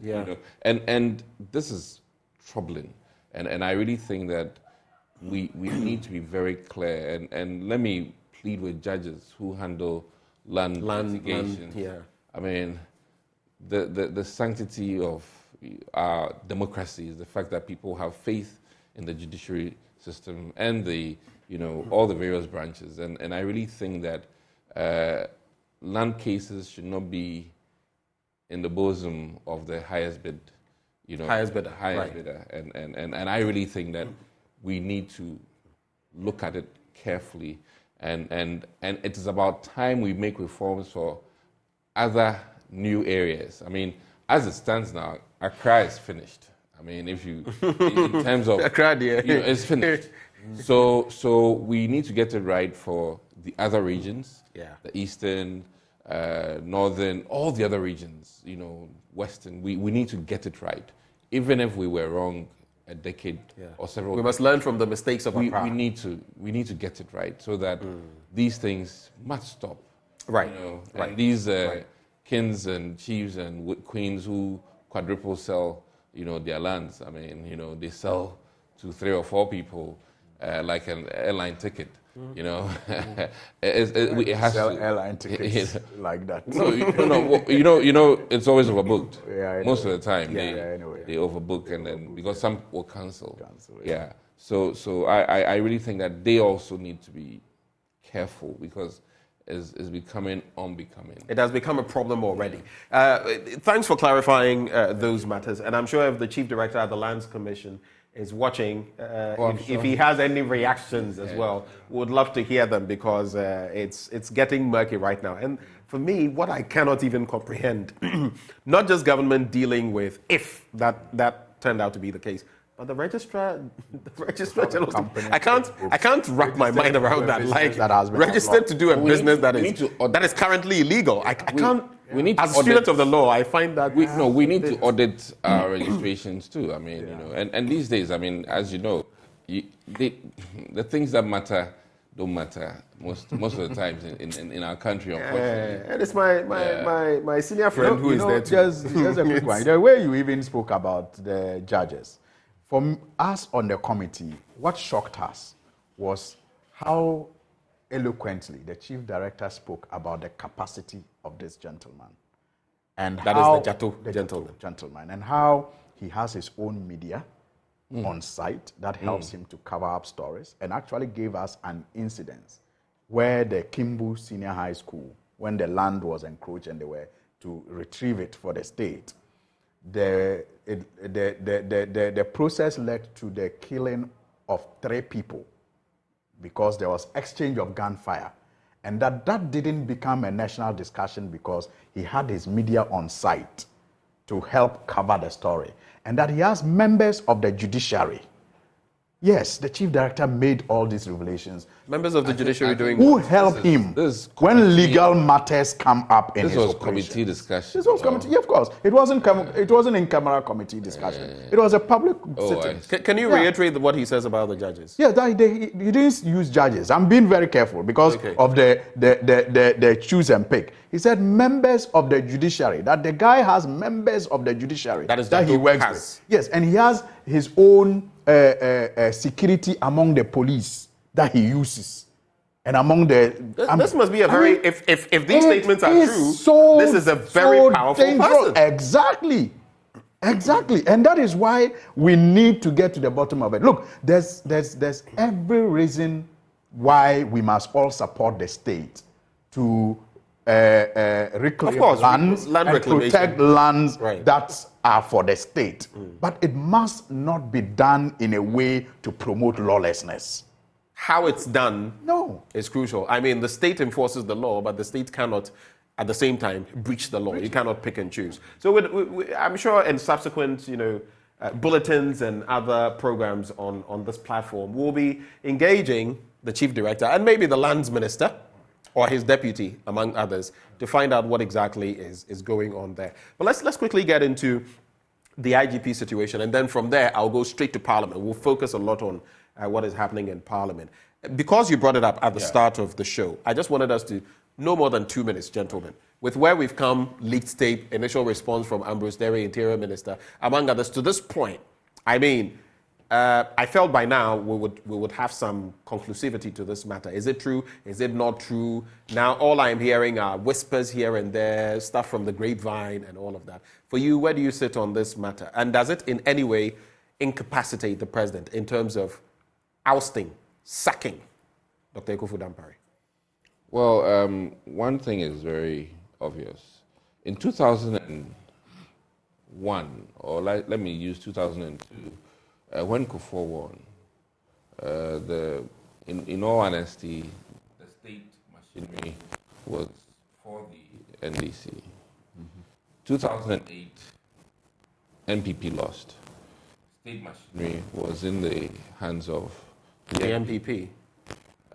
Then fast forward 2016, state machinery was in the NDC, NPP won. So there's one key thing that is very clear here. If you're doing politics and you're dependent on military, police to help you win, you're in trouble. It won't happen. It ain't going to happen. Okay? So I think that no political party should think that they can win an election. In 2016, the gap was so huge that even the blind could see the gap. And EC could not do anything about it. Police service could not do FOCO about it. Not that they tried. Well, I'm just saying. To say. So one thing is very clear from what the Interior Minister said, and I even like more so what local government minister also said. He says that no police can, no security agency can use the authority to change election outcomes. And I believe that. And I think that any serious-minded political machine, be it the MPP or GUM or whatever party it is, if they mean serious business, the power is in the people's hands. And no matter what you do, if whether you have the police on your side or not, it's the people's voice that, plays out. I can even cite, just quite recent, if you look at the Asin North, if I beg to come out, I'll say that the state machinery was under an MPP regime, but the results spoke.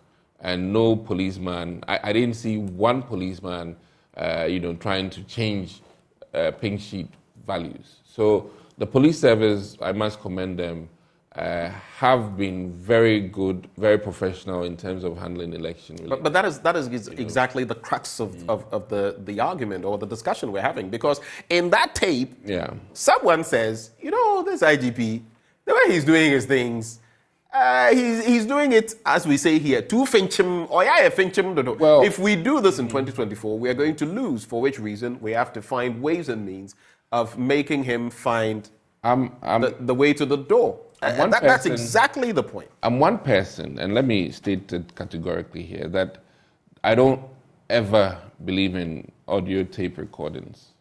Don't? I don't ever. In the sense that it can be staged. In the sense that it can be staged. It can be staged. Staged. Okay, right. Based on my political experience, we can stay here and have a discussion, know very well that we're recording, and it's scripted. And then it goes out that it's quote-unquote leaked to move the public into a certain, discussion or a certain way of thinking. So for me, right off the bat, I can be very blunt in saying that, not all audio tapes are necessarily authentic. And what I mean by authentic is that the players or the people making the recording may deliberately have done this for one other reason or another. Oh, of course, even when it is authentic, even when the people did or said what they did, you would also want to look at even the person involved who did the recording. Well, and the motive behind it. I mean, that is a secondary matter, but there's always a catch. I don't believe in audio recordings. That is me. But the other thing, too, is you asked a very key question. the first gentleman of the land, if I was in his position, if I'm determined to do what I'm determined to do, the audio tapes will be of no use. It will have no bearing on my decision. And IGPs come and go. It's been the case. And at any point in time in politics, once you change IGP, all kinds of commentary comes up. Yeah. There's not been one IGP that has been changed that commentary it's always been come the way. Up. Something will come up. Yeah. And I think that, whether the NDC or the MPP likes it or not, the president has every right at any point in time, after a hot drink of coffee, decide that, listen, I think based on the many chatters, based on how he feels, he thinks it's time. I mean, he woke up today and he didn't like the look on the face of the IGP. Yeah. He is within his... He can do a Donald Trump thing, It's in the remit. Donald Trump just, just tweets and says, hey, IGP, time is up. You're gone. Or he can even tweet and say who the next IGP is, and literally, that is... He's there at the behest of the president. It's just a bit of a creation of a bit of an uneasy situation for him if he goes ahead, because now it's like, no, hold on, it's a bit like sometimes when the Pharisees and scribes or others went to Jesus. If you answer this way, they'll say ha. If you answer that way, they'll say ha. But I get the point. Professor Kwesi Inning of the Kofi Annan International Peacekeeping Training Center, when I engaged him on this, he said, look, the president shouldn't lose sleep over this. It's his prerogative, and if he wants to sack him, he should sack him. Yeah. But what's your take on the tape and how far things have come? And do you feel we're giving it enough relevance in terms of dealing with something like this, which in itself has treasonable consequences, if you like?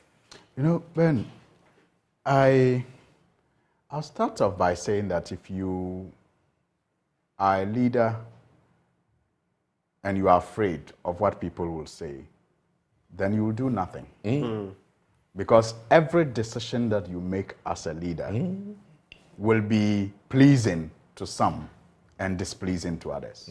No matter what, whether this setting came about, this situation, whether this situation came about or not, if he had removed the IGP, there would have still been talk. If he maintained him, there will be talk. So as a leader, I don't really expect what has happened to influence any decision that was on the table of the president. But having said this, I agree largely with Doc that, look, the power of the people is always greater than the people in power. There are many examples to show, and he gave a few, including what recently happened in Asin North. I mean, once the people make up their mind and they decide that this is the way they want their country to be governed, no matter the machinations, the power of the state, there's practically that nothing you try to abuse. We saw that in Kumawu as well. Yes, and even in South Africa. They also decided. Yes, in South Africa, we saw that. I mean, what didn't the establishment do against the people in South Africa? But in the end, what happened? So it is proven that you cannot use state power to subdue the people's power. But we also should not ignore the threats and the, if you like, the effects of that abuse. It is not because we think, we should not be concerned about what is happening because we think that the state power can overcome the people's power. But we should be concerned because of the effect. The effect may not be able to overcome the people's power, but the effect can still have dire consequences. Especially when we are coming from an election in 2020, where for the first time since 1992, we had about 5 to 6 people being killed as a result of the election. Some of them dying as a result of bullets fired by the state security. Techiman is an example.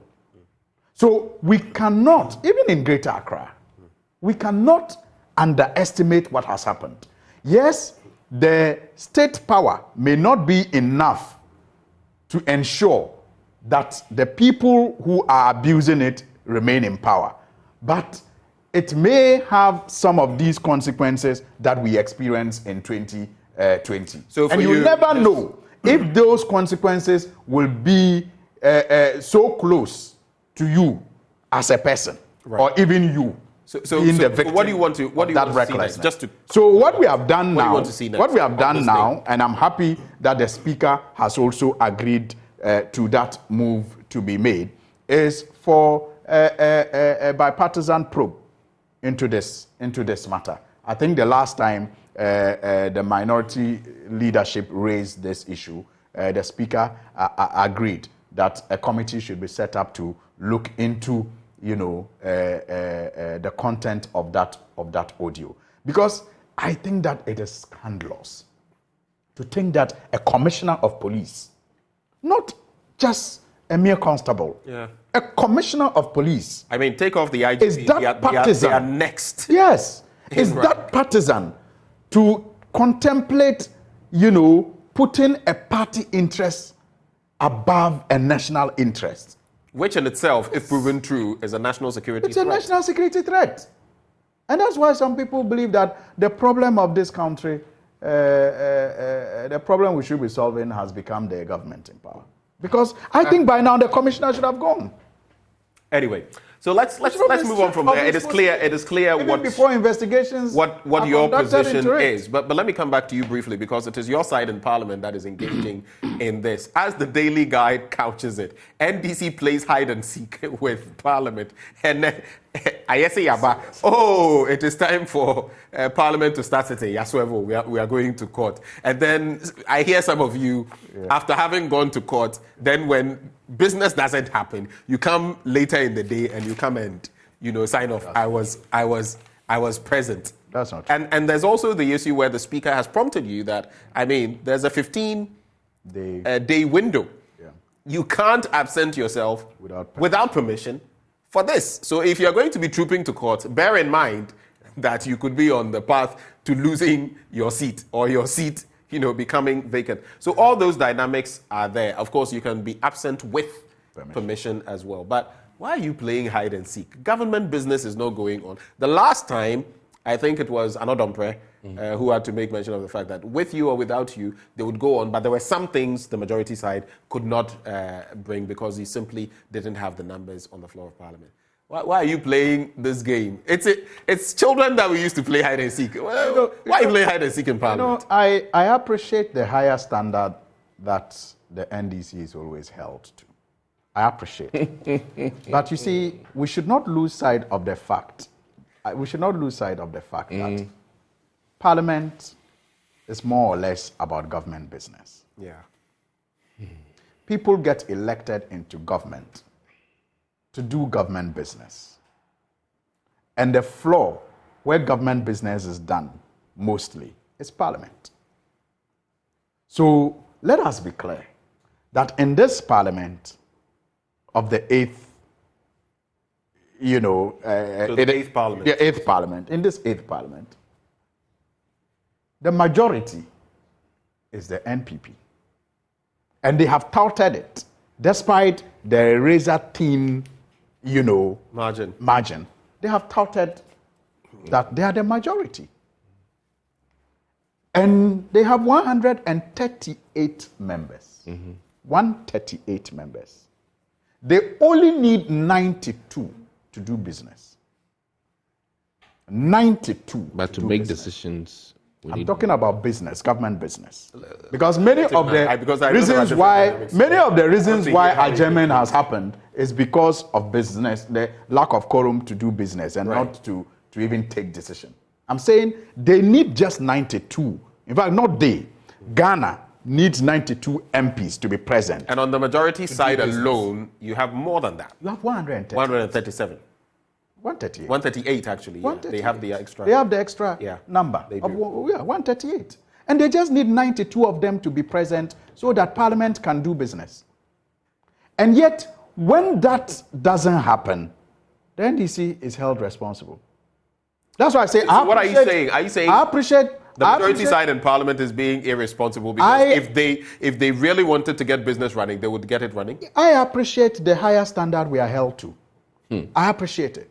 That the focus is not on those who have gone to campaign to be in government, to do government business. But the focus is on those of us who are just to help them to do government business.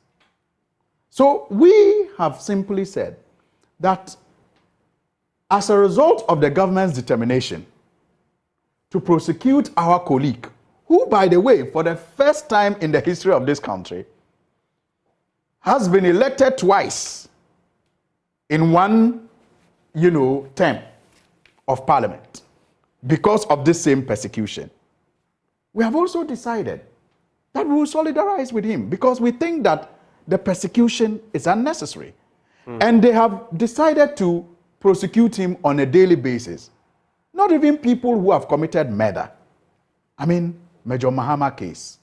But the court has upheld that and is going to go ahead. I don't dispute that. I'm just saying that it beats my imagination that the Major Mahama case and the attention that it got from this country is not seeing a daily prosecution. Number one.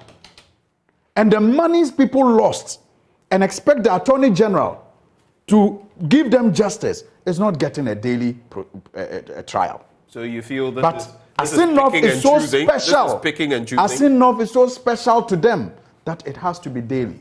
We are also saying that the Asinov MP is so special to us that every day we'll be in court with him. Majority of us will be in court with him. So if it is about presence, the cost of government business. There are some things. You make the point about the quorum, but there are some things that, if they are to be done, will still require your presence in Parliament. Our presence is a supporting role. It will still require your presence. So whether supporting or not, it will still require your presence. I'm saying that our presence is a supporting role, and that is why government or governance in a democracy is a give and take thing. It is not a my way or no other way. That is why consensus building is a key feature of every democracy. If you are in government and you are in leadership in a democracy and you don't know these, then you become an elected autocrat and you will suffer the consequences. Okay. Let me hear from you, Doc, on this matter, so we move to other parliament-related matters. Well, I'm troubled by... And we have less than 20 minutes, so I want the answers to be a bit more straight to the point. Okay, I'm troubled by the current situation in Parliament. And I'm also troubled by the fact that, when discourse and ability to judge is done with, we descend into the gutters. And then beyond the gutters is what we don't like to hear. And I really think that as legislative members, we are supposed to do the right thing, even if it is not in our personal interest. Right. Now, I say this, and I'll plead with the general public to hear me out, that the genesis of all of this, somehow there's precedence, whether we like it or not, in terms of other members of parliament who were meted out certain, let me say, justice delivered to certain prior members of parliament. And they would always Whom say... are you referencing? They would always say that Whom are you referencing? Adamu Sakande's issue is different. I totally... And they would rightly spell out some of the differences. Yes. But my point is that, there are differences. There are differences. A shade of differences, difference yes. between the two. But then justice was delivered to him in a very brutal way. And everything about law is about precedent. Right. And we need to be very mindful of that. And our actions must be... But precedent is also based on the similarity in I agree cases. with you. If it's very distant in terms of the precedent, then in fact it is no precedent at all. I agree with you, but that is for the public to make judgment. And you know, in some of these instances, even in law, there's room for what public perception is and public opinion. If you don't factor it into your decision making, we're in trouble. Yeah. Yes. So my point here is that, you know, the same group of people, which is the NDC party, which was very firm in trying to make sure that what was law, is now battling the same machinery. And I say this with the greatest of respect for the NDC, and I'm only telling them that, listen, sometimes you ought to examine your actions. Are we telling the rest of the world that when a medical doctor has an issue with the state, all doctors should put down their gloves and go to court and sit in court? Is that what we are sending? Is that the signal?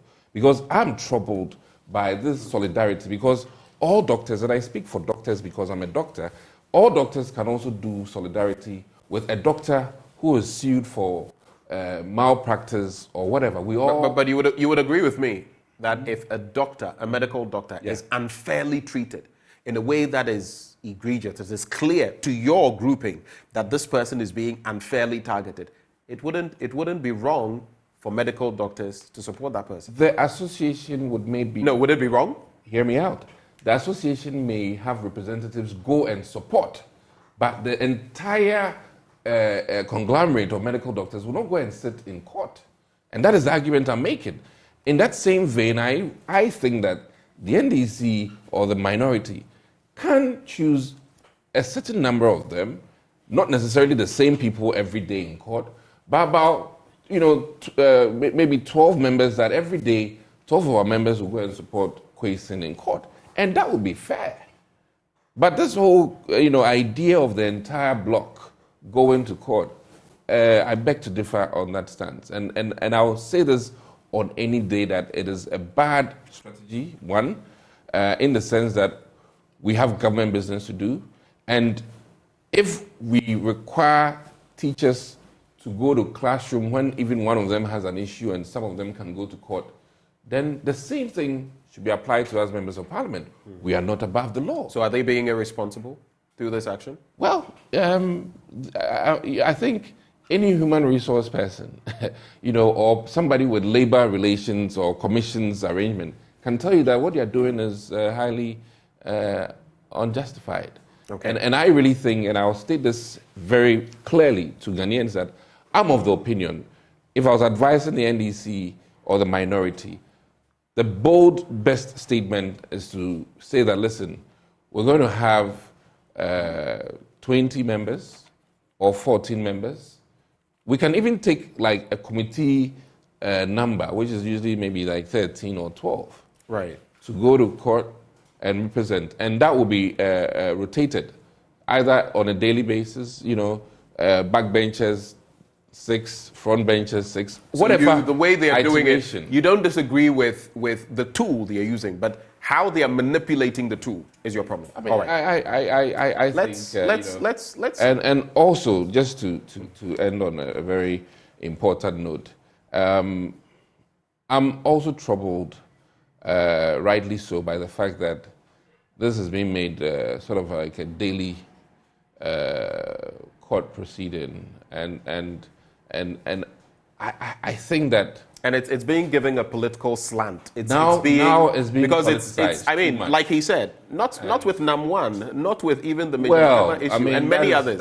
How often would you see this? That's the problem. There are always superstar cases. Let me put it that way. So I mean, and I've said this countless times that the Supreme Court justices sit on a gazillion cases, but once in a while you have a Michael Jackson case, you understand? But you still feel uncomfortable with the daily approach? I feel uncomfortable. And I think that in the interest of even, making sure that you have appropriate information, discovery and all of that, I really think that this is not an election, petition type thing. Yeah. And that is just my personal... All right. Important point you made at the end. Let's quickly look at this as well. Maybe when I pose this in your delivery, you can bring it in. The Speaker himself, coming now to the leadership of Parliament, when it comes to the anti-LGBTQI++ bill, then Dr. Amanda Odoi put that right through and even cited him for contempt, which I found rather interesting, for allowing the readings to go on in Parliament and all of that.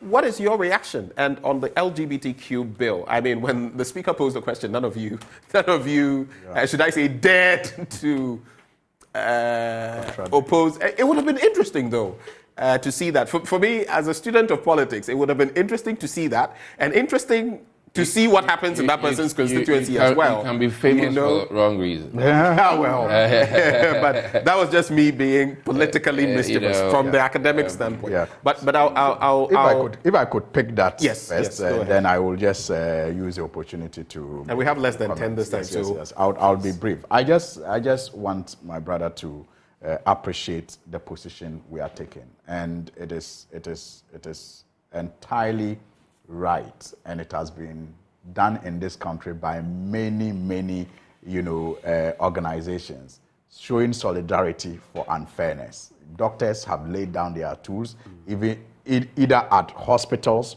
or across the country. I mean, this one we don't need to belabor the point. It's one that. But you see, we need to just get some points clear. This is a gentleman who didn't clear himself to stand the elections. He was cleared by the Electoral Commission. He didn't elect himself. The people of Asinov elected him. Yet when he came to Parliament, because of this persecution, he was denied his car loan. He was denied common fund because they were persecuting him and they had already condemned him. Because you see, if you are innocent until proven guilty, you will not be denied these things. But he was denied. They eventually got him out. He went back to the constituency. The people overwhelmingly elected him. And you are not just giving up. Now you make it a daily prosecution so that he will not be able to attend to even Parliament and represent his people. I mean, what crime has he committed? But that's by the way.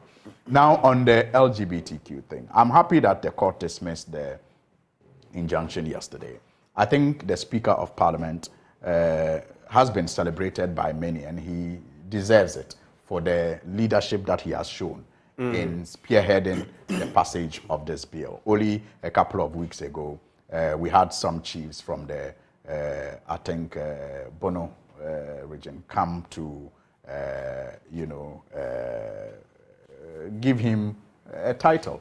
And it was so beautiful. He's been invited for the installment later this year. And I think that he should attend that ceremony. And he has actually owned the bill, even more than the members who promoted it, including myself, because I have been involved. I know the interest level that he has shown in making sure that this bill is passed within the life of this Parliament.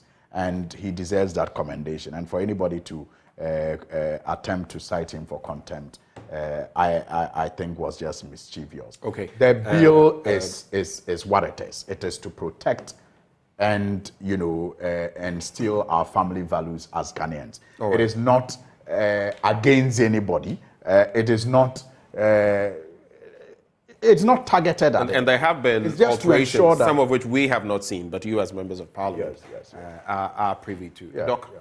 No, I think that, you see, when you're clothed in authority and you adjudicate appropriately, nobody can come after you based on your performance of your duty. And this is what the court literally has just told the people that listen. If I'm a police officer and I arrest you and you take me to court, the law is on my side. And if I'm a lawyer and I take you to court and get you prosecuted, the law is on my side.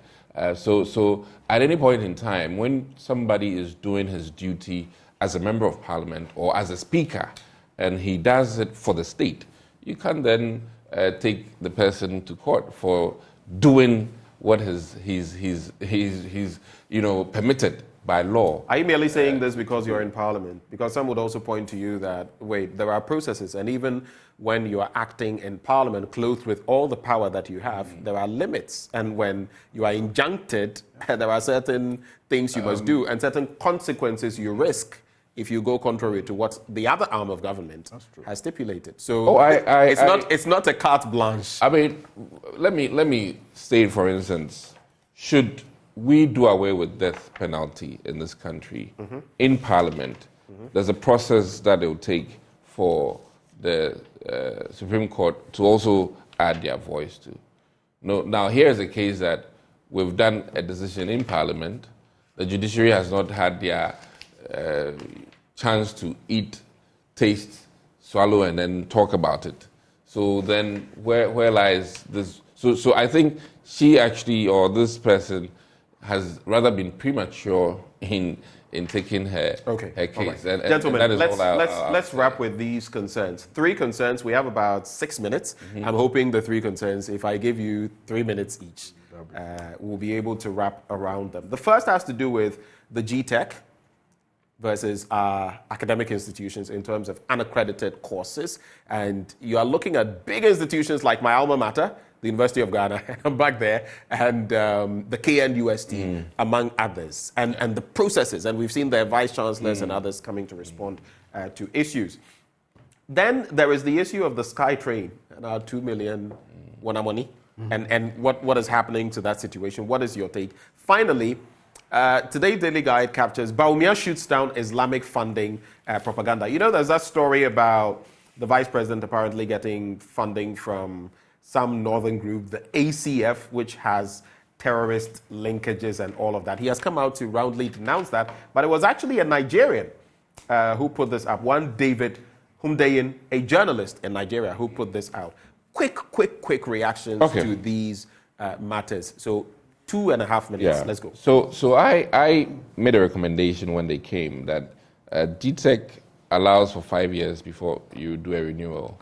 So any accreditation you have is for 5 years. And I was positive. And of course, you must start the process about a year before if you know it's running out. 2 years. If you want to start. 2 years is recommended. Right. So I proposed that we look at it and rather extend the 5 years to 10 years. Okay. You know, so that they're trying to renew every 5 years can then be down, a bit. It gives the school some leeway, and it gives the professors and teachers. But that could also have consequences on relevance, because after 5 years, looking at the pace of developments, maybe in 10 years, that program and the way it's being offered may be redundant. Not necessarily so. I mean, technology has come and gone. The arts and sciences haven't changed much in terms of if you're doing recreational management. What new thing can happen within a decade? So I'm really of the opinion that if they can, GTech should consider, and Education Ministry should look at it. It's like having a driver's license for 10 years instead of this yearly renewal. Right. Looking at the lines and the challenges. Even now with the yellow card, where you get it for life. So that is one recommendation that I have, and I think. In fact, looking at the minutes left, I'll leave the rest for him to comment. You don't want to comment on the SkyTrain? You said 3 minutes each. But I want to hear from you. Well, the SkyTrain, what I've heard, at least perusing some of the things in the media landscape, is that I think after feasibility studies, it's not going to be business-wise, it's not going to be profitable in this country, and everything is driven by profit or sustainability. And if the infrastructure we have in Accra is not going to be able to support it, or Kumasi or Takrady, then why do it? And let me add very much so that in the places where they have SkyTrain, every square meter is like expensive, and they take their space so seriously. I mean, if you look at Japan, getting a driver's license in Japan is almost like 5,000 Ghana cedis, literally. So the circumstances under which people will engage in public transportation is very different from Ghana. I'm just thinking though, we've not got a ground train system running, and if we did, I feel that is one of the things that would really boost our economy. I mean, I don't know what you would say about that. Why not focus on the ground, which is easier than going to the sky? No, you'll be surprised that infrastructure-wise, how Accra is set up now, doing grounds might be so difficult. Because it doesn't necessarily have to be. Look at the connections. Do you know how many people come from the eastern region, for example, and how many more could be coming to Accra to work, and what that would do for business? If they'll drop them off at Nsawam, I understand. And now with the several carriage way coming to Nsawam, Yes, I mean, that can be done. All right. Yeah. I think we've more than exhausted your 3 minutes. Final take on the three. I think that on the GTech matter, I am also a bit worried that these institutions have to renew every 5 years. Accreditation every 5 years. I've also ruminated on that. I'm wondering what the renewal is all about. Is the focus on IGF, or it is to improve the courses that are run? I mean, if it is to improve the courses that are run, yes, can't we do the 10 years as you have suggested, and some, if you like, elevated monitoring in the 5th year to ensure that certain things standards are still being met and improved upon? I mean, if the purpose is just for standards improvement and all of that, then really, and it's not about IGF. Institutions coming to pay, GTech every... Increase the IGF, people will pay. They can even increase it, I think so, and people will pay a one-off thing for a number of years. Then the monitoring is elevated to ensure that the standards don't come down. I think that is a better approach. On the SkyTrain, I see it as another scam. And sometimes you see the SkyTrain as a scam? Yes. It's a scam. I mean, otherwise... Ben, how do you have a company without feasibility studies being done? Get the government of Ghana to give it 2 million Ghana cedis as share purchase because they have pitched the thing so well to you. I mean, I can't understand. I am sitting in government. You've come to pitch an idea of SkyTrains to me. You have not even done the feasibility studies, but you have told me I can buy shares in the business. And then I give you 2 million. What else is this if not a scam? How do the scammers operate? In fact, you just spoke about the situation we all face as MPs. They usually will offer you something that looks so lucrative and tell you to pay something. And then you pay and they vanish. The Facebook scammers. Identity. Yes. So that's why, and you see, sometimes you are tempted to believe that the people who are in charge are too smart not to see through some of these things. And so you are tempted to believe that they do it deliberately. And I can give you examples. We're told that this SkyTrain was not going to cost us anything. It was a BOT arrangement. Even before feasibility, it's already cost us $2 million. We're told the National Cathedral will not cost us anything beyond just providing land. We're talking about SkyTrain here. I'm talking about scams. Okay. We talked about the National Cathedral. We're told it will not cost us anything except the land. Today, it's cost us hundreds of millions of Ghana cedis. Right. And all we have is a hole on the ground. Crawl. Domelevo. Right. Auditor General found out 1 million was paid for no work done. I mean, the list can go on and on. So you are tempted to believe that it is the way it is because people are deliberately setting up these scams to benefit from it. All right. Gentlemen. Otherwise, they are too smart not to see through some of these transactions. And as for Dr. Bawumia Ofui. What? Yeah, sorry. There was an Ofui word that was used by this. You can't. No. You can't do this. I don't think. He's a vice president of the country. I beg of you. He's a vice president. As for the O word, please. I don't know the meaning, honestly. I just find it. You don't know the meaning. Honestly, I find it very interesting. You don't know the meaning. What is the meaning? We shouldn't do that. No. What's the meaning of? I beg you. He's the vice president of the country. What's the meaning of Ofui? Honestly, whatever Fifi Banson said, if it were in good taste, he wouldn't have been taken off. He is our vice president. Don't repeat it. He is our vice president, please. So would you take? So knowing that it has a negative context, would you take it back? Please take it back. I want to understand it. Honestly, if I do, then it's negative. So just take it back. In which way? No, it depends. You see, something can be negative but not insulting. Like incompetent is negative, but it's not insulting. Honorable. You can understand. Honorable. So incompetent. You take it back. It's negative, but it's not insulting. So I want to know the meaning. Take it back. All right. No. I want to know the meaning. So, gentlemen, thank you very much. The lawmaker for Tamale North, Alhassan Sueni, joined the conversation. We also had the lawmaker for Anya Sowutuom, Dr. Dixon Adomako Kissi, both of them joining the conversation. But We've just kickstarted the conversation on GTech, just from a minute end from here. But coming up next, we're going full Monty on that. The GTech versus our major institutions in this country. What is the way forward? That conversation still to come on the AM show. Do stay.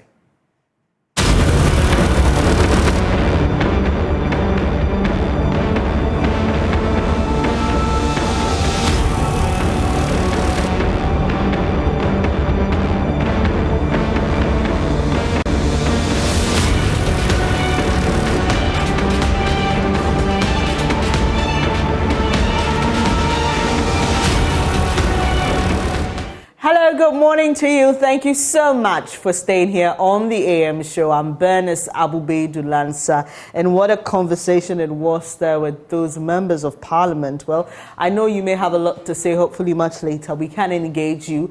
But it's now time to let you know what's going to happen this Saturday. It's going to be a huge event. It's the finale of Cues and Lyrics. And you know how we started it here, helping you understand the concept and running you through till this point. It started with 12 contestants and now we are down to 5. Today I have 2 of the finalists with me, Tragan and TM Music. And Tragan looking all Afrocentric, and I like that. I like that. It's that's your brand, right?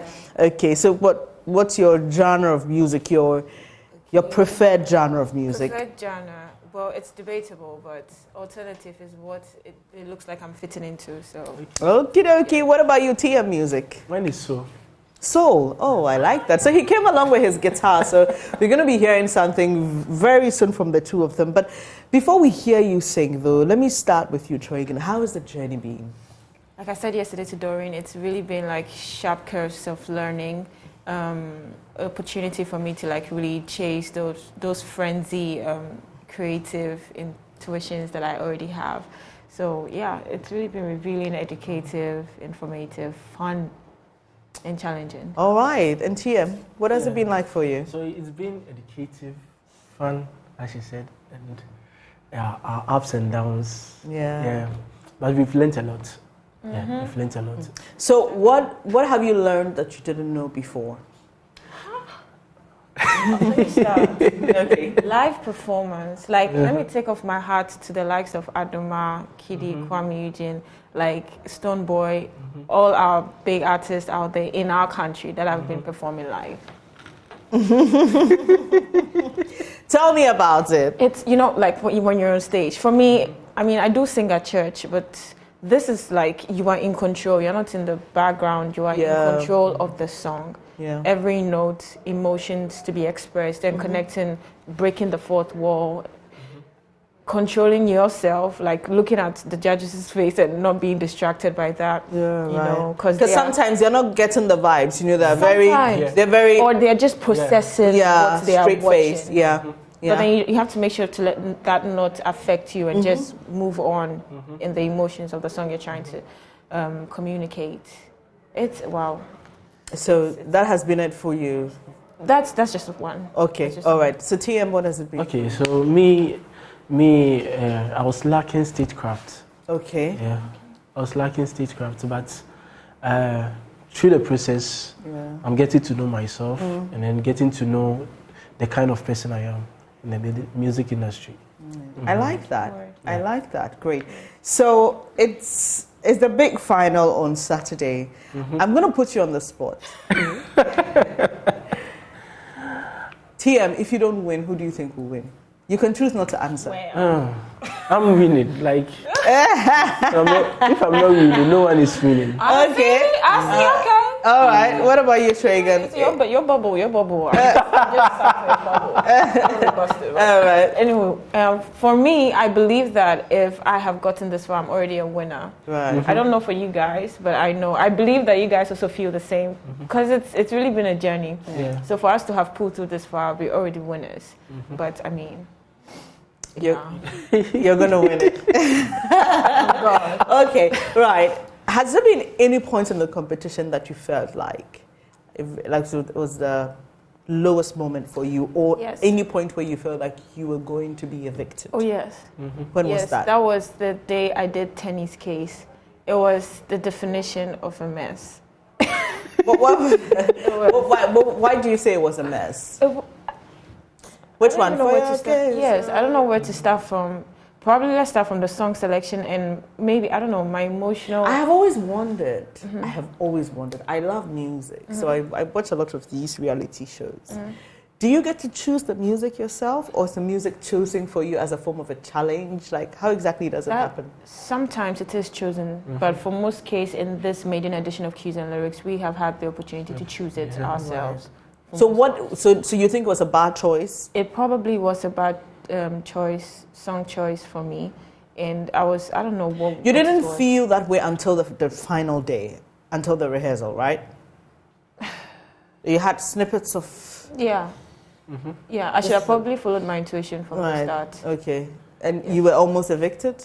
Yeah, I was, I think the following week I was at the bottom two with TZ. Hi, TZ. All right. And what was the lowest music moment for you, TM? Sorry. The day I performed Stoneboy. You too. but which of Stoneboy's music was that? Tomorrow. Which one is that? Hustling from Choko to Mamplobi. Okay. Yeah. And then I realized anytime I get bad comments, the following week we are killing it. Okay, so you were motivated. So actually my lowest point motivates me to do more. Okay. And you were also almost evicted? Yeah. Not that, but to me, I thought I would be evicted. All right, but you didn't come that close. Okay, so your favorite performance so far in the competition? Oh my God! Wow, that's hard. Then it means you've had a lot of favorite moments. Yes. Okay. I will start with the very first day I stepped foot on Cues and Lyrics stage. Okay. Which was the audition? No. Okay, we can like add the live. But like the you're talking about the live Yes, performances. the very first, the group one. The group one. Okay. Yeah, man. I came in, I did come in. Okay. Yes, and then the second performance, that was the very first solo performance, and then the second solo performance. Okay, what song was that? The first one I sang, Asha's Be My Man. Hi Asha, if you ever see this. Okay. So I get a sense that you're that kind of a singer, right? You like that's your flow. That's my forte. So it's okay, it fits who you are. Yes. But when we take you outside of your comfort zone, you struggle a bit. It depends on where you are putting me at. Okay. Yeah. All right, let me put you on the spot. Do that song by Asha that you love so much. Can you play it? Unless I listen to it. Okay, well. My mama used to tell me, girl, it ain't that cool to see a man you love and start to act the fool. But tell me what a girl in love's supposed to do. Tonight I'm breaking mama's rule. Oh, baby, there's a lot of things I want to say. I'm in love with you, it's driving me insane. But tell me. Okay, all right, that's okay, that's cool. So, TM, I see you got your guitar there. Yeah. Your favorite live performance, can you replicate it? So, No, pick up your guitar. Okay. It's not there. I want you to play something, right? Okay. Okay. All right. All right. Many things I like to say.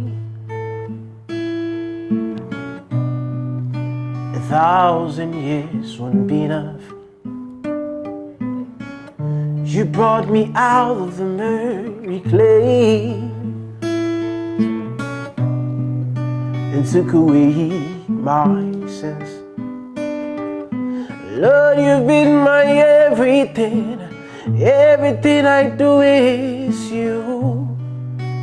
I'm in love with you. And you I live, in you I breathe. There is no me without you. You precious Lord.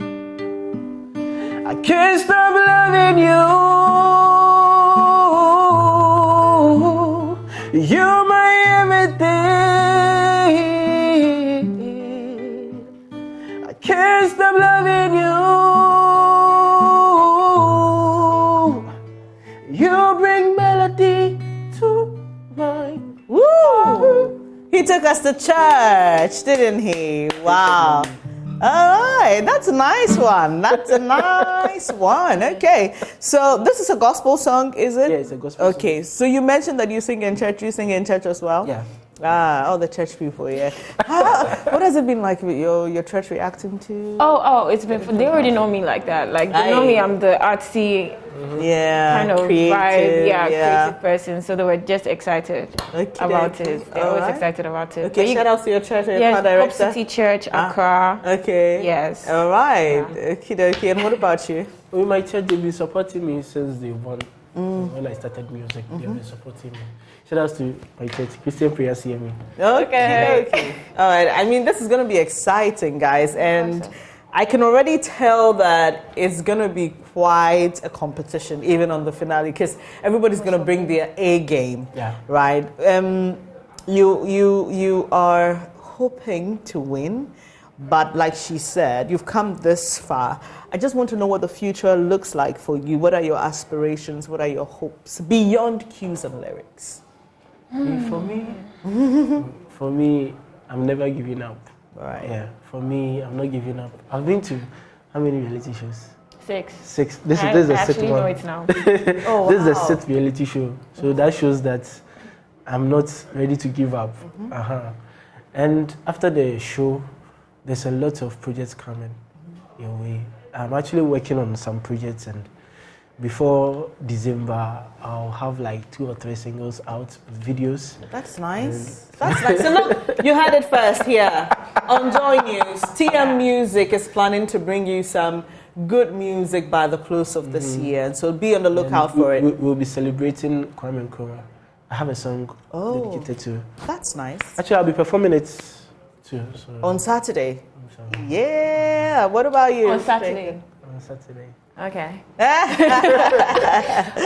For me, beyond cues and lyrics, I don't know, cues and lyrics has sort of like brought me back to one of my first loves, which is music. Well, the backstory to that is just a long story, so I won't even go into it. But I see myself really like learning, going back to being a student of music, learning, the theories for the piano, the guitar, immersing myself in contemporary dance because I really want to get into that once and for all. Okay.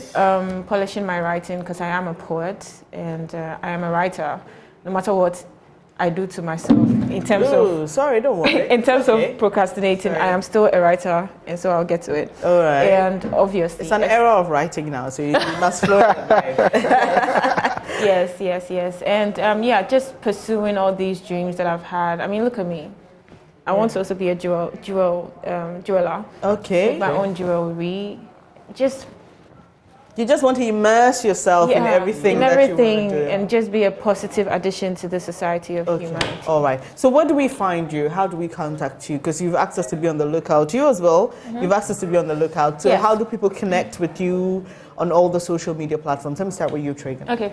So on all the social media platforms, I am Tragan _TRAYGAN _TRAYGAN _. So _Tragan_ on Instagram. So the underscore is before and after? Yes. _Tragan_ Okay. On Instagram, TikTok, Twitter, Threads. Everywhere, Tragan. Okay. Facebook is Tracy Hagan. Yeah. Okay. So you can find her on these platforms. And TM? So mine is TM_music. Okay. Yeah. For every social media. Okay, platform, Facebook, Instagram. Facebook, Are you on Threads as well? Yeah. Okay, everybody. Let's come on. I was a class president. Okay, all right, okay. I can, and I also like the way, I must say, I see you guys relate. It's beautiful. Because just yesterday, there was a conversation about love in the industry, and some people were having that at Chathamstone, and how sometimes it appears that we allow competition to overtake our sense of togetherness. When there's actually and no belongingness. competition, it's an Exactly. illusion. Really? Because everybody is unique in their own way. Yeah. Everybody has their unique audience. Everybody is bringing out something that is directed to somebody's problem, somebody's, I don't know, somebody's something in somebody's life. So it's definitely not a competition. It shouldn't be seen like that. Healthy, yes, but yeah. Yeah. I like that. I like that. I like your vibe. So just run us through when this is happening. Okay. Wow, the prize is amazing. 20,000 CDs, an all expenses paid trip to Dubai, and a recording deal. Woof. Wow. That's a sweet one. Okay, the way I see that you love yourselves, I'm sure that if you get it, you give her some of the money. And remember, the Lord is watching you. Oh, my sister, remember, the Lord is watching you. All right, so when is this happening, and how can everyone watching be a part? All right, so it's happening on the 22nd, this Saturday, the 22nd of July, 2023. Oh, yesterday. At Silicon House Production. What's the time? 8 p.m. But the gates open at 7 p.m. So live audience, please do take note. And what should they expect? Well, I think I've taken it from you now. No, it's okay. I like your vibe. Have fun. They should actually expect good music, educative lyrics, and and they should come and enjoy themselves. Yes, a lot of originality that night, creativity. Hopefully, the nerves do not interfere. No. All right. So you have to come. You have to come and support us. All right. So while I wrap up, I'll let the two of you confer, do a song together. I try and see how you guys can harmonize and give us something beautiful to wrap up. So yeah, that's been my conversation with Tragan and TM Music. They are finalists of the maiden edition of Cues and Lyrics on Joy Prime. It's been an exciting ride for them. We started with 12 contestants, and there are now 5 of them. And the final, like they said, is happening this Saturday at the Silicon Production House. Gates open at 7 p.m., but the actual event starts at 8 p.m. If you cannot be there for any reason, you can catch up on social media, on Facebook. Joy Prime will be showing that.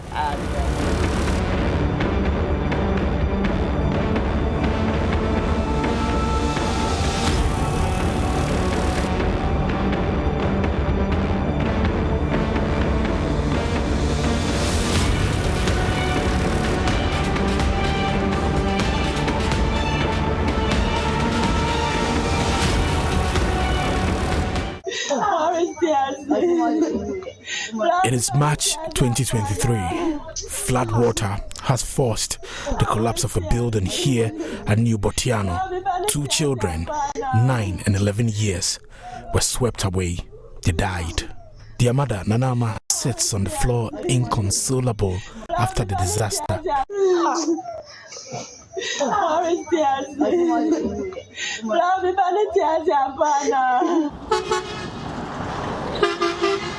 After the collapse of the building, Nanama relocated from New Botiano. She never wanted to have anything to do with this community again. Oh, you're from Ransford. Ransford, yeah. Ransford Ebenezer. I've met 18-year-old Ransford Ebenezer Chum. The 2 children were his friends. He says he was traumatized for days. No, we are 3. Penini Ketwa. There were 3 siblings. The little one was rescued, but the 2 of them died. Their parents have now relocated. The floodwater first caused the collapse of their building. The water swept away one of them, and the other one tried to rescue her, but the 2 died. They were swept away by the floodwater. Not too far from Naname's house is another house which is virtually hanging. Residents here tell me that a pregnant woman used to live in this house, and she also used the ladder anytime she wants to get access to her home or step out to go to town. Nana Kwame and Alex have been living here for the past 2 years. This is how they do it all the time. It's always a risky journey to get to their home, and they tell me that it's terrifying when it starts raining, and they always have to wait for the rain to subside before they come out. Okay. How long have you been staying here? I've stayed here for 2 years. The man who lives here Nanaya Ishen, he says the only way to access his residence is with the help of a ladder which sits about 10 feet deep into the belly of the earth. And massive erosion caused by continuous flooding in the new Botiano community has left roads impassable and structures on the verge of collapse. Nanaya Wisdom Eshen moved into the hanging house with his brother Alex Nana Benyin after the owner was forced by the situation to relocate with his family. Nanaya says he has had many near-death experiences living in the house, but says he does not have the means to rent another place. It's very, very dangerous. When the rain is falling, hard one or heavy one, and you come and stand here, even here, you listen, the flow, because there's very huge rain passes through here, so it's very, very dangerous. Yeah. So why don't you move out of this place? So you don't have any other place? No, I don't have any other place because I'm here for a work, or I'm learning a work, so I'm young to rent a house or do something else. So here is the choice I want to. Okay, shit. Yeah. So without a ladder, can you come to the house and get out without a ladder? No, without the ladder, I won't come out. I can't come out. Okay. Yeah. What if someone comes to remove the ladder one day? Then I will stay here till when I get a new ladder. I want them to come and fix it for us, especially me, because there is a big house here, and if you can't climb this ladder, you can't get in. So I want them to come and do something for us. Nanaya's brother, Alex Nana Benyin, says the flood is not only destroying their building, it is also destroying properties, roads, and claiming lives. We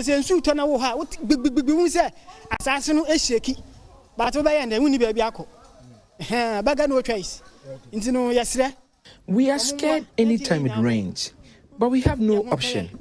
Anytime it rains, you will hear the earth trembling and shaking. They shouldn't wait until any catastrophe strikes before they decide to take action.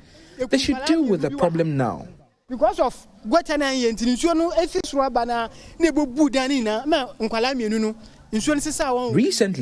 the torrential rains here killed 2 children, just some meters away from where we live. The floodwater from here destroyed their structure, and city authorities were here, but they did not do anything about the situation. We are really suffering here. The entire community is suffering. The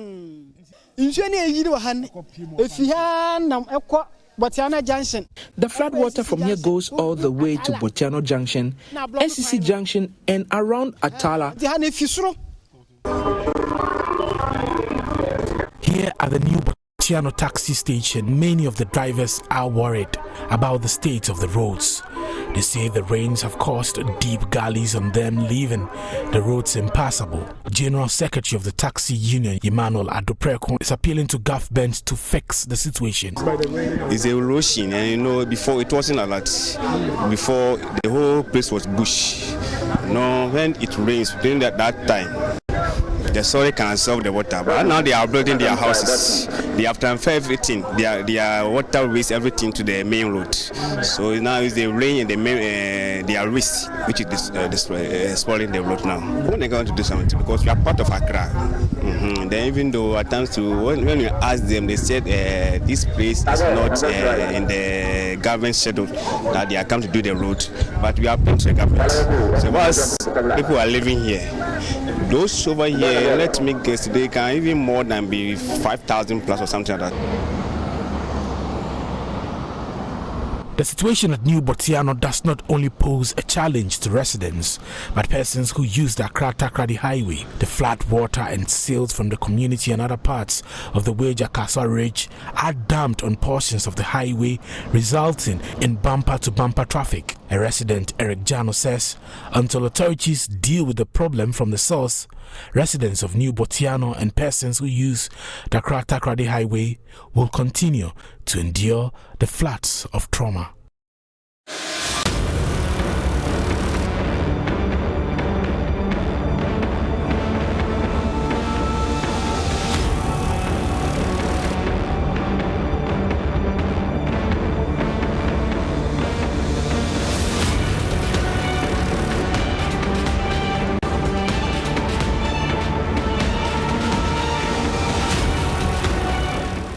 thank you so much for staying on the AM show. That was a good point to go and breathe and take some water. But it's now time to share a very interesting conversation with you, and it's on Carnival. It's a one-year fun, social, and reading campaign to address a literacy problem, right, which stems from the inability of many young people to read. Now, reading is fun, it leads to success, and everyone should read.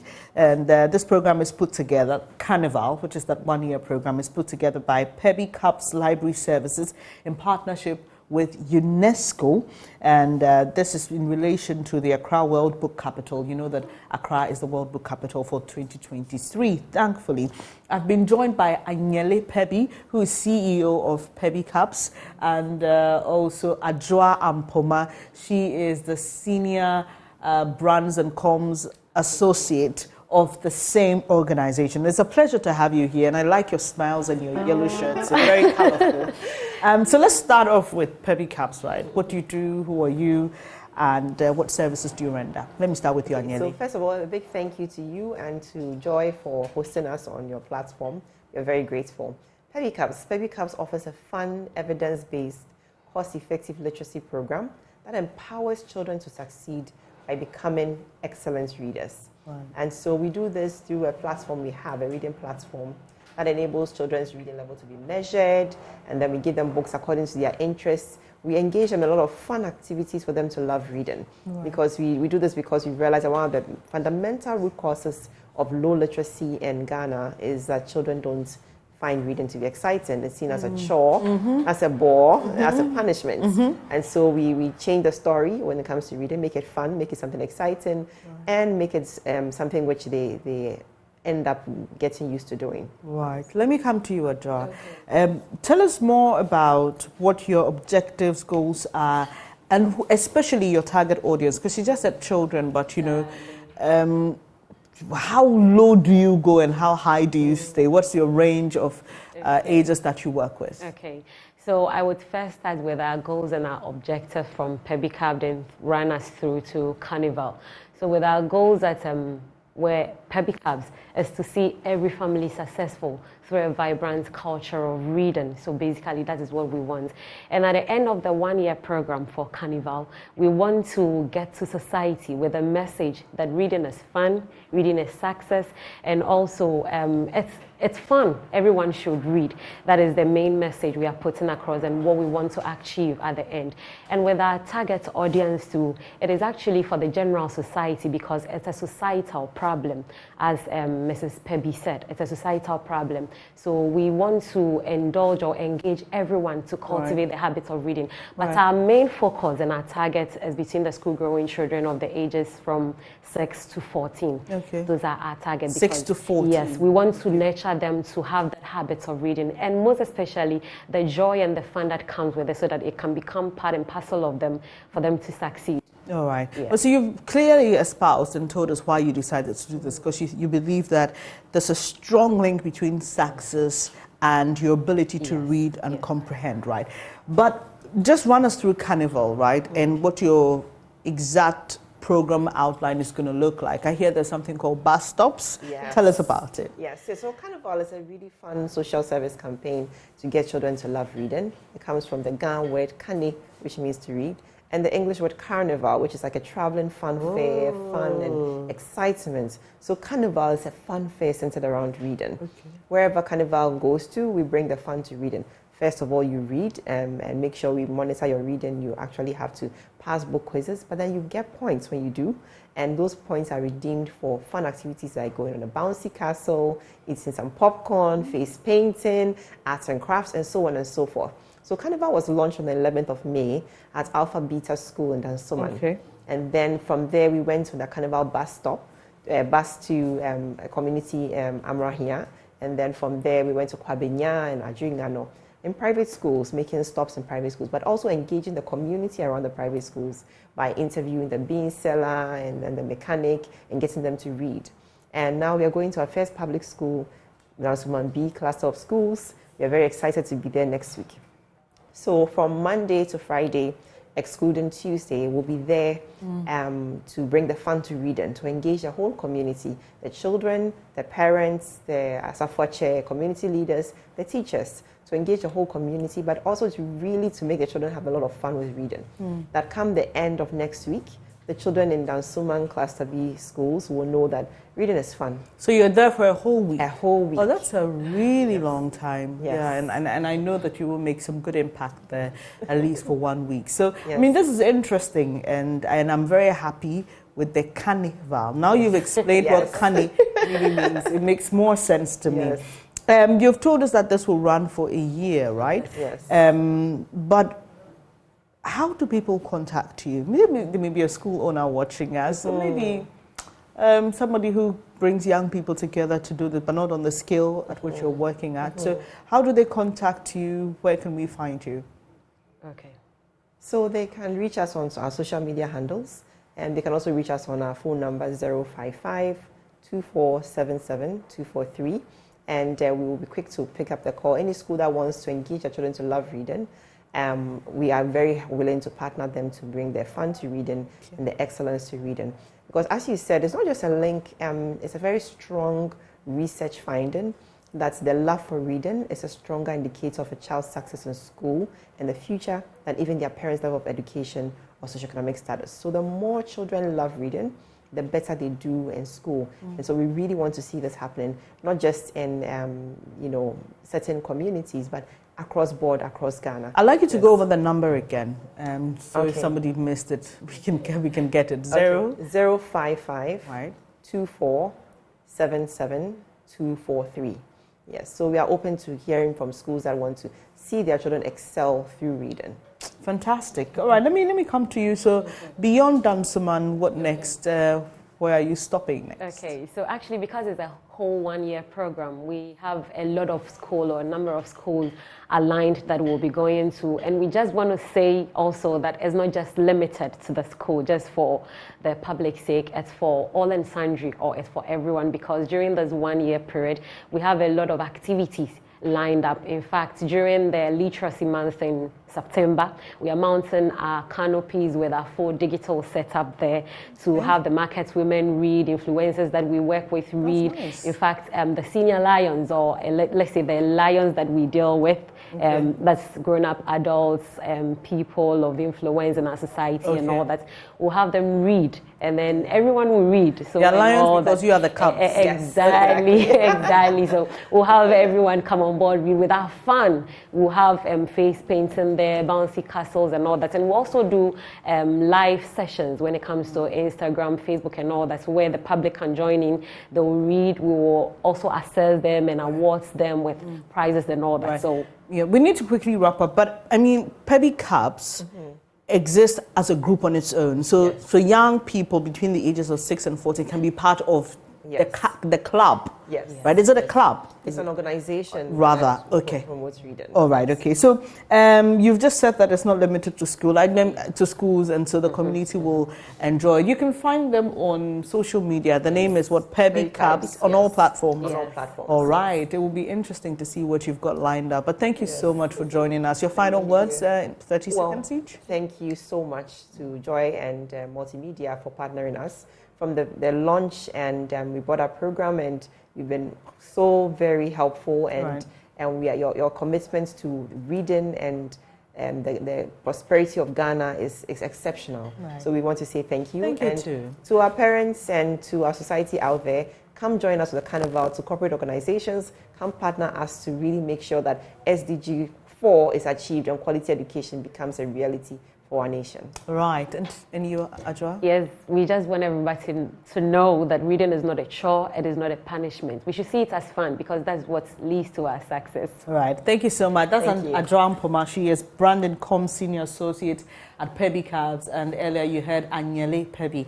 She is the CEO of Pebby Cubs. Find them on social media and acquaint yourself with what they do. Well, that's all time will allow us today on the AM show. I am super grateful that you make time to join Benjamin and I. But before I go, I have a few special messages. Happy birthday, Professor Samson Ifa Apreku. You are the Executive Chairman of Samara Company Limited. Your love, support, care, and mentorship is something that can't be comprehended. A great leader with a heart of gold. Now, here's what the management and staff of Samara Company Limited wish for you. They ask for the overflow of God's blessings and to many more wonderful and successful years, Prof, coupled with good health and massive wealth. They say, Ayiko. And to Mr. Lucky Lamte from your children, they say happy 85th birthday to you. And they're asking the good Lord to bless you with long life. They love you so much, Mr. Lucky Lamte of North Kaneshi. And what can I say to you watching me? Thank you so much once again. I appreciate your company. God willing, we are back tomorrow with another exciting edition of the AM show. But up next is News Desk with Aisha Ibrahim. Do stay, take care.